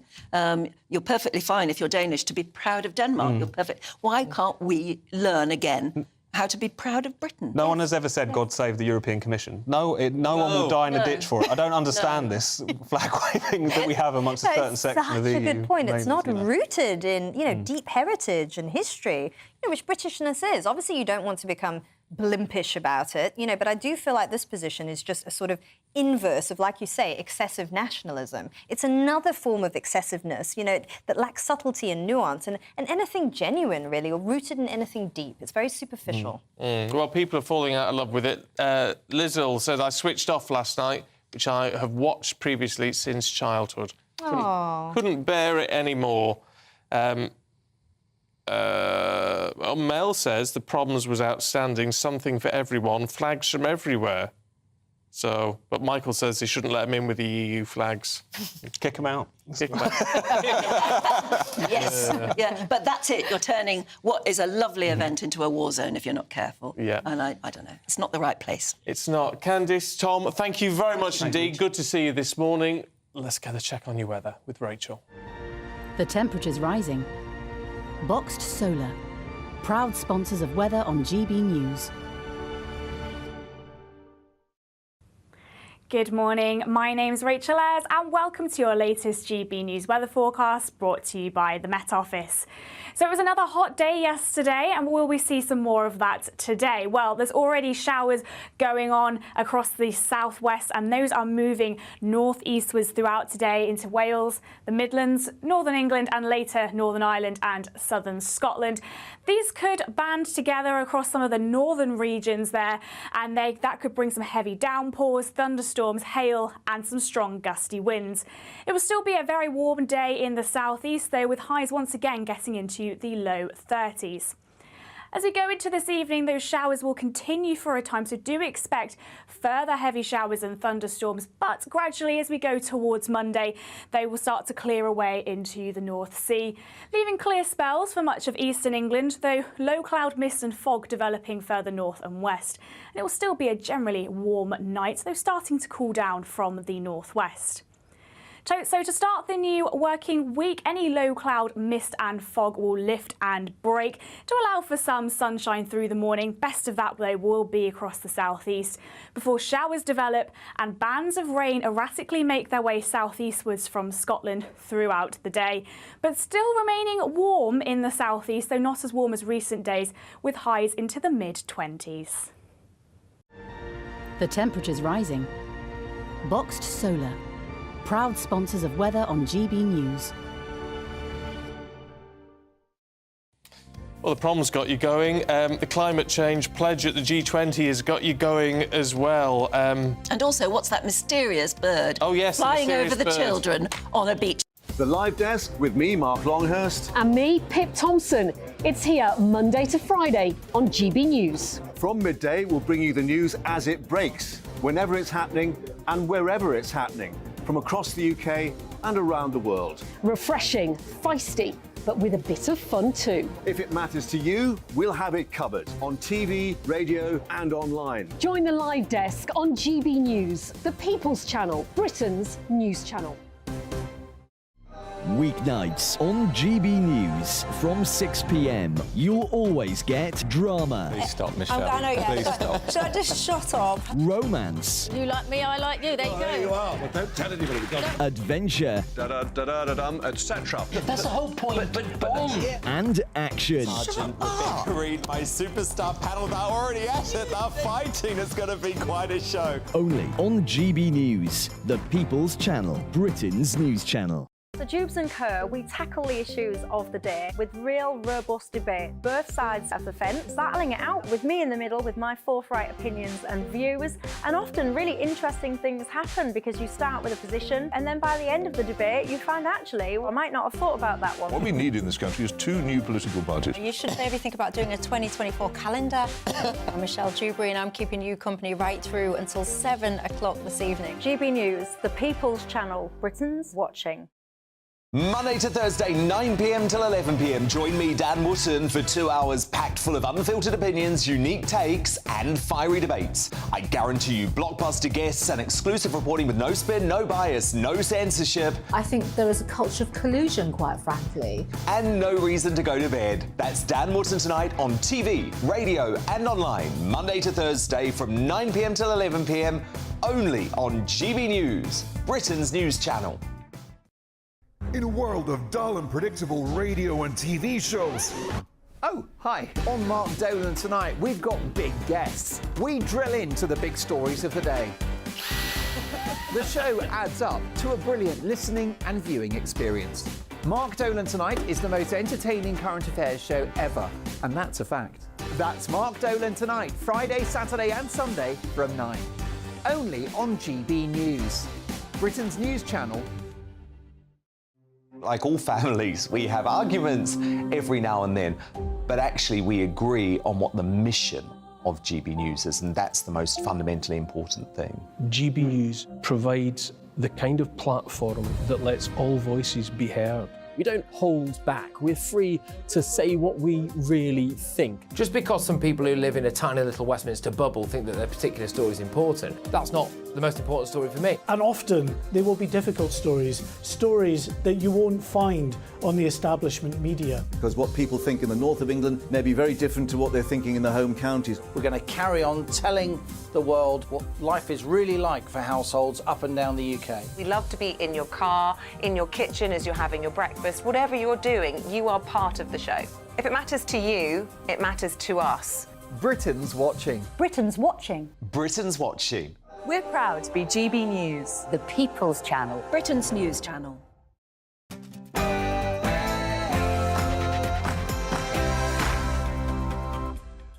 Very good morning to you. It's 9 o'clock on Sunday, the 10th of September. Today, the escaped terror suspect back behind bars. Daniel Khalif recaptured yesterday by police in northwest London after more than 3 days on the run. Rishi Sunak has announced the UK is going to contribute, wait for it, £1.62 billion to the Green Climate Fund at the G20 summit. And we've been teasing this for you all morning, haven't we? We still don't know. David Beckham's made huge news because of a tattoo. Yes. We didn't make headlines when we got ours, did we? No, we didn't. We'll try and find out what that's all about for you at some point before we go off air this morning. In the meantime, Rachel is going to have your weather. We've now seen 6 consecutive days of 30 Celsius recorded somewhere in the UK. Will today make it 7? Join me later for a full forecast with all the details. Good morning to you. I'm Stephen Dixon. And I'm Anne Diamond, and this is Breakfast on GB News.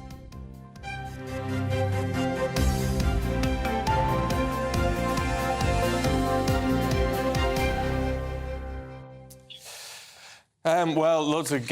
Honestly, what gets you going this week? The flags, EU flags, and also... At the Albert Hall, yeah. And climate pieces. So that's what you're talking about this morning. And also, I've been trying to find out what was that bird flying above the children when we've been talking about the weather. We've been showing shots of this beautiful beach, children playing on the beach, lovely weather, and this vulture-like creature hovering above the children.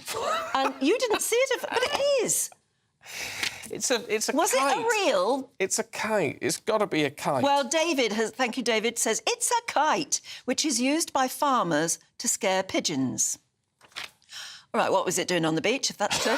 Maureen says it's a bird kite, usually used to deter other birds. Now, we're watching the pictures on the beach, this lovely beach, which I think is a bit Western Maybe they're worried Superman-like. about seagulls. Maybe it's to get rid of... My seagulls aren't bothered by... It's hovering over the children, anyway.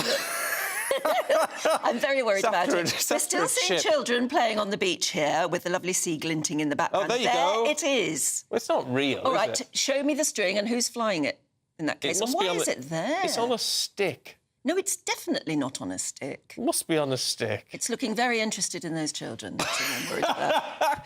Oh. See, It's the talk of the Camilla town. Tominey's watching it now. I'm just studying. I'm thinking it looks a bit like a pterodactyl or something. No, you can't say pterodactyl, pterosaur. Pterosaur. We've been already Pterodactyl's a genus. A pterosaur is that sort of bird. We've had a paleontologist on already about fair that. enough. Paleontology is not this has my been specialist subject. a running mystery, this has been. Yeah. I'm still not convinced. Anyway, maybe Rishi Sunak should pledge £1.62 billion to investigate and possibly save it. Wouldn't that be a good idea, I mean, there's only a concrete crisis going on in schools, but let's give another £1.26 billion to solve climate problems at a summit where the issue of China belching out yet more CO2 emissions and indeed India's role in climate emergencies is not mentioned. Whilst India is putting rockets on the moon as well.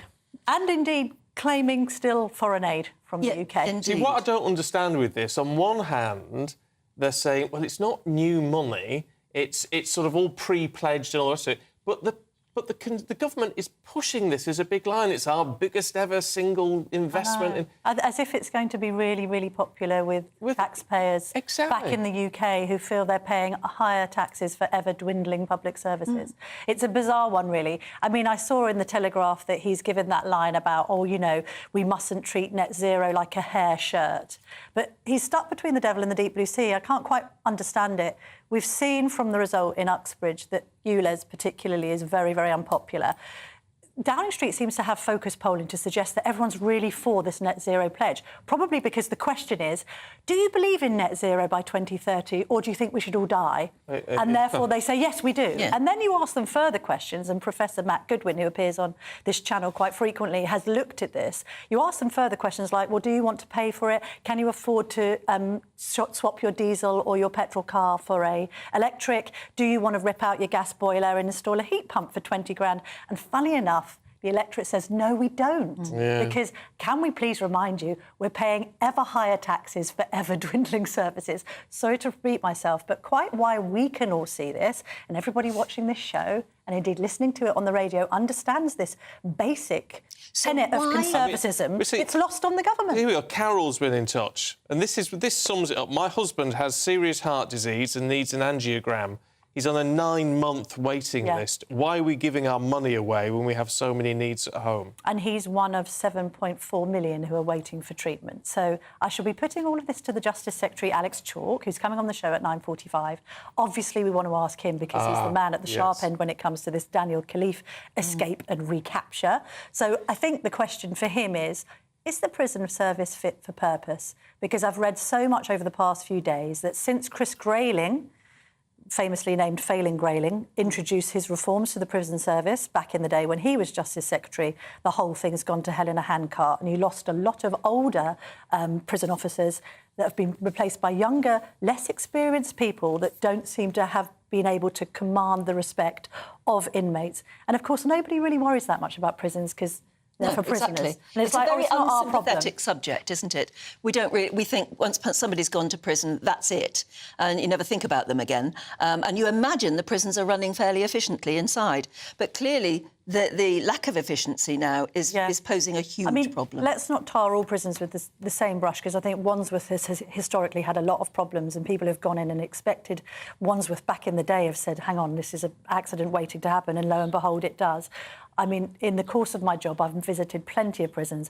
I've been in prisons with Rory Stewart, I've been in prisons with Dominic Raab, and a lot of them are well run and run also very good rehabilitative courses for prisoners who are non-violent, non-sexual offenders who want to get back into the workplace. Let's encourage that. We don't want people in prisons that shouldn't be there and could be making a valuable contribution to society. But Wandsworth does expose something here, and it's this sense to which the inmates in some institutions appear to have taken over. So we're speaking to him. We were talking to His Majesty's Inspector of Prisons on Friday, who said, one of the issues is that people are... that sometimes it's prison officers are having to be told what to do by inmates. Yes, because this is the way it works. An inmate saying, look, mate, I've been here 15 years. Yeah, this is how You've been here 15 months. Yeah, but that's not the way we want things to operate. I mean, that's crackers, isn't it? Also, there's that quote, isn't there, in terms of liberty and justice about we should judge society itself on how we treat our prisoners. I know Rory Stewart spoke a lot about this. He's coming up, by the way. He's got an interesting interview that he's done with Gloria that's going to be shown in Michael Portillo's show. He's talking about the mental health toll taken by MPs. That's interesting. But my big interview of the morning is going to be with our former colleague or current colleague, but he stepped back from GB News in March, Alistair Stewart, who's going to be giving me a bit of the background about why he took that decision. So we'll be having a long chat with him and his life and work in broadcasting a little later as well. I see you, lucky devil. I know. We love Big Al, don't we? We do. So he's back in to explain all. Good. Right. Lovely. We've been talking this morning, or very briefly we did, about the news that has just sort of broken, that there are allegedly a couple of Chinese spies working from within Westminster. We spoke to our political editor, Christopher Hope, about that very shortly in Delhi. Yeah. Well, this is what Rishi Sunak had to say on the subject. Well, I obviously can't comment on the specifics of an ongoing investigation, but with regard to my meeting with Vice Premier Lee, what I said very specifically is that I raised a range of different concerns that we have in areas of disagreement, and in particular, my very strong concerns about any interference in our parliamentary democracy, which is obviously unacceptable. And this is just part of our strategy to protect ourselves, protect our values and our interests, to align our approach to China with that of our allies like America or Australia, Canada, Japan and others, but also to engage where it makes sense. And actually, I think the right thing to do is take the opportunity to engage, to raise concerns specifically, rather than just shouting from the sidelines. Look, I'm very suspicious of this, in that you're not telling me this is the first time it's been raised with China. These two were arrested in March. Yeah. And also, what's scary about it is not only have they been able to kind of penetrate the security systems at the House of Commons, and if you have a pass, goodness me, you have to jump through hoops in terms of explaining your kind of history and political affiliations and all the rest of it, is that these spies have got close to not only the Security Minister, Tom Tugendhat, but also Alicia Cairns, who's the chair of the Foreign Affairs Select Committee. Do we know what actual jobs they were doing? Researchers. And will have been able to access a host of information. I think what's interesting about the Prime Minister making the point, so before he did this clip, his spokesman made it clear to those on the plane, including Chris Hope and others, that, oh, yes, you know, the Prime Minister has taken this up with the Premier Lee, who's obviously Xi Jinping's kind of right-hand man. That's interesting in itself because I think the Prime Minister's sort of trying to rescue this trip. Look, it's provided some great photographs. He's there with his wife, but he hasn't come back with a trade deal. No. Not much news has happened. But if he takes on China and he looks as if he's being robust with China, which is what people on the right of the party, Ian Duncan Smith and others, have constantly been telling him he must do more, then actually that does make a front-page story for tomorrow out of a trip that's been a bit lacklustre. But on a spy issue that's made a couple of inside pages. Well, because it's so old. Well, it's not really. I mean, the Sunday Times have splashed it, haven't they? Have they? I don't know. Yeah, it's the front of the Sunday Times. It's a big story that's being picked up. I think now they're adding some rocket fuel to it because the Prime Minister is now sort of saying he's taken on China. But don't you think that possibly this has always happened? I mean, I can't imagine a parliament where there haven't been people who've been parliamentary researchers with dodgy backgrounds. Yeah, spying for various different countries, probably. Yes, but at the same time, you know, I think there's increasing concern, isn't there, about China and its threat to Taiwan. There's concern over China's dominance when it comes to the production of semiconductors. There's concerns about China's alliances with Russia and others. And therefore, I think we're at a heightened state of security because of what's happening in Ukraine. And therefore, it's the access to these individuals that I think is the most concerning, because if they're doing research for the head of the Foreign Affairs Select Committee and indeed Tom Tugendhat, who is a wannabe Prime Minister, let's be honest, he ran for the leadership and he's got close alliances with the military. Who knows what paperwork they've seen? It's worrying and it needs an investigation. Well, nowadays, it shouldn't happen. It shouldn't happen at all. Yeah, you may say it's always happened, but now we have proper security systems, don't we? And it shouldn't happen. You know, and you have to be... Everything can be infiltrated. Well, yes, that's true. I think it's... Well, maybe we're all... I mean, TikTok... We could have a whole debate on that and whether some MPs who are still on it are kind of, you know, opening themselves up to at least Chinese hacking. I don't think politicians should be on TikTok, do you? I don't think anyone should be on TikTok, Anne. Well, no, I agree. I mean, because it's just a waste of everybody's lives. Oh, well, yes. But that's another debate. I think it shows a worrying character flaw. You on TikTok? No. It fuels, I think, our... tangential brains and short attention spans, particularly in kids. This dopamine rush you get from looking at clip after clip after clip. What's it all for? Nonsense. Sorry, we're going off topic. No, it's not. It's people care. Anyway, people we'll let you go because you've got to go and I've got to prepare for Alex Chalk and others. Long list 9:30. of guests. Yeah, lovely to see you. Look forward to that. Plenty more still to come. Do stay with us. What you get for breakfast is something that, if we do our jobs right, you will wake up to news that you didn't know the night before. It's a conversation. It's not just me and Eamon. We want to get to know you, and we want you to get to know us. From 6, it's Breakfast with Eamon and Isabel. Monday to Thursdays on GB News. Britain's news channel. Westminster is going around in ever-decreasing circles, followed by the media. Britain is broken. How on earth did we get into this mess? But more importantly, how do we get out of it?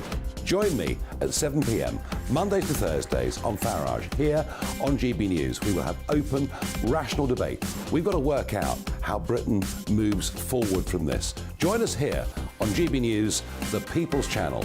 Britain is watching. When the news happens, it happens here. And really important breaking news. Breaking news this morning. On TV, radio and online, the news starts here on Britain's Newsroom. All the biggest stories and the answers that you need from across the UK and beyond. Join Britain's Newsroom from 9:30 on GB News. The People's Channel, Britain's news channel. Join me, Patrick Christie's Monday to Friday, 3 till 6. We tackle the day's news agenda like you've never seen before. It's high tempo, high octane, the most controversial topics and the best guests. You will not be able to take your eyes and ears off it. I'm not afraid to ask the questions that you really want answered. 3 till 6 p.m, Monday to Friday on GB News, the People's Channel, Britain's news channel. People in Britain, they love free speech, but they also love fair play. I don't care if I'm speaking somebody from a trade union, from the Labour Party, somebody from the SNP. And I think the viewers like to see that actually we can challenge one another, but in a positive way. We think we ask the questions that people want to ask, and often we ask the questions that we wanted to ask in Parliament but never got the chance to ask. So join us every Saturday, 10 a.m. till noon on GB News, Britain's news channel. Hi, I'm Dan Wootton. You can watch me live on GB News Monday to Thursday from 9 p.m. And did you know that you can also watch and listen live on our website, gbnews.com? You'll always be up to date on the latest breaking news, as well as enjoying the best stories, opinions and shows. You can even join the debate under our live player as you're watching. So head straight to gbnews.com on TV, radio and online. GB News, Britain's news channel. It's all about family, being in people's living rooms, all the interaction and getting to know who our viewers and listeners are. When I was young, my dad used to say, "Nah, stop arguing." I wanted an outlet that would enable me to give my opinion. People are going through a really hard time right now, and I know that you don't feel like you're being listened to by the establishment. I came to GB News because it's the People's Channel and I want the audience to have their say on the events of the day. We're dynamic. We do something different. Democracy shows that the wisdom of the nation is in its people. I get to travel to find out what the story is from a personal perspective. The British people aren't fools. We know when we're not being told the full story. We've got to work out how Britain moves forward from this. It's the best country in the world. The establishment had their chance. Now we're here to represent your views. Britain's watching. Britain's watching. Britain's watching. We're proud to be GB News, The People's Channel, Britain's news channel.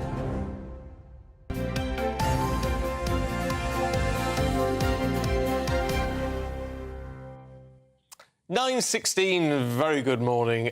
Stephanie's got the showbiz news. Good morning to you. Good morning. Because I want to know, because you've been teasing it all morning. We've been talking about it all morning, not knowing what we're talking about. David Beckham's got a new tat. Well, one of several thousand. He's got 63 tattoos, and he's now gone on Instagram to introduce his 64th one, which is a hand tattoo. Oh, that's not him. I don't know what he's advertising there, Stephanie. Just you to pick that picture. I'm not even sure whose hand we're looking at here. So he's gone on Instagram to post this picture of him at the Shamrock Social Club in West Hollywood, is where most of the celebrities go get their tattoos. But apparently he's got another tattoo dedicated to his wife Victoria with her name on his hands. Yeah, but he's got a lot of tattoos to the point where I don't think he'll have any skin left for him to. Well, he's got all his any chest tattoos, looks yeah, grey, and his and he's done torso. his back as well. But apparently, all of his tattoos have meanings. He's dedicated it either to his children or to Victoria. But I feel like he's got a bit of a tattoo addiction. Yes, and apparently you do get a tattoo addiction, don't you, Stephen? Do you? I don't know what you mean. Well, I may have one or two. 2 or 3 or 4 5, 6, I don't know. 6 tattoos. 1, 2, 3, See, even he doesn't know how many he's got. No, 5. What's your favourite one? Don't know. Oh, that's asking too much. Yeah, I'm Steph. scared to get a tattoo. Okay, but at least we've solved. Yeah. But was it Brooklyn who got a tattoo saying posh on his arm last week? Yeah, he did. So Victoria's getting the it kids everywhere. are following suit as well. They are also getting tattoos dedicated to their parents. More and more people are now, because it used to be seen as something a bit, underground. Yeah. Chavvy. Yeah. Yeah. Yes, and tabby. But now it's terribly middle class almost. I know. It's darling? like it's almost like a rite of passage to get a tattoo or something. Yeah. No, I'm looking so innocent there. No, I got one, but I did stop at one. Yes. Yeah. I mean, I have been tempted. But you wanted more. Yes, I do, really, but can't get around to it, really. Scared of the pain. There's no pain, it's fine. Now, we've got time now to look into this Ashton Kutcher story. Yes. Because this is fascinating, and I think the idea of it testing anyone's loyalty to a friend. Yeah. Can you start at the beginning? Tell us the story. So, Ashton Kutcher and Mila Kunis, they starred in That 70s Show, and one of their castmates, Danny Masterson, he was sentenced to 30 years in prison on Friday for the rape of 2 women. And 30 years is a very long time. In America, 30 years means 30 years. So he's gathered some of his friends and families and some of his friends, including Ashton and Mila, to write a letter pleading to the judge for leniency on the sentence, which they did. They said he's a very honourable man. Ashton said he doesn't feel like he's a harm to society and he's raised his daughter well.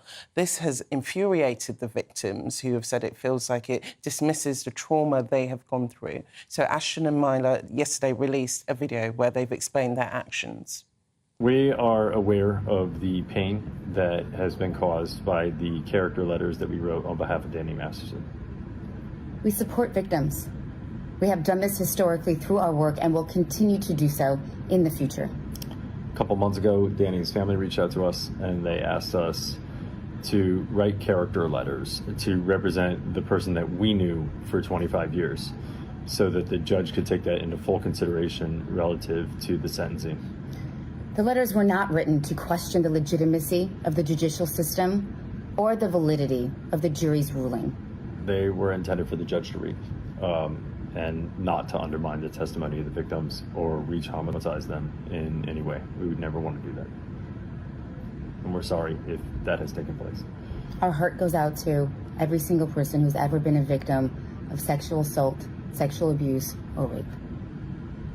See, I have to say, to their credit, that puts it into a great deal of context. Yes. You know, he hasn't been convicted and then they've written, say, oh, please don't give him... Yes. You know, it's so the judge can make a character assessment. I mean, even before the verdict, it would seem on that one. So and, this case dates back to 2003 with these the cases of rapes that he's been accused for, Danny Masterson. They've known him prior to that. They've known him for a very long time.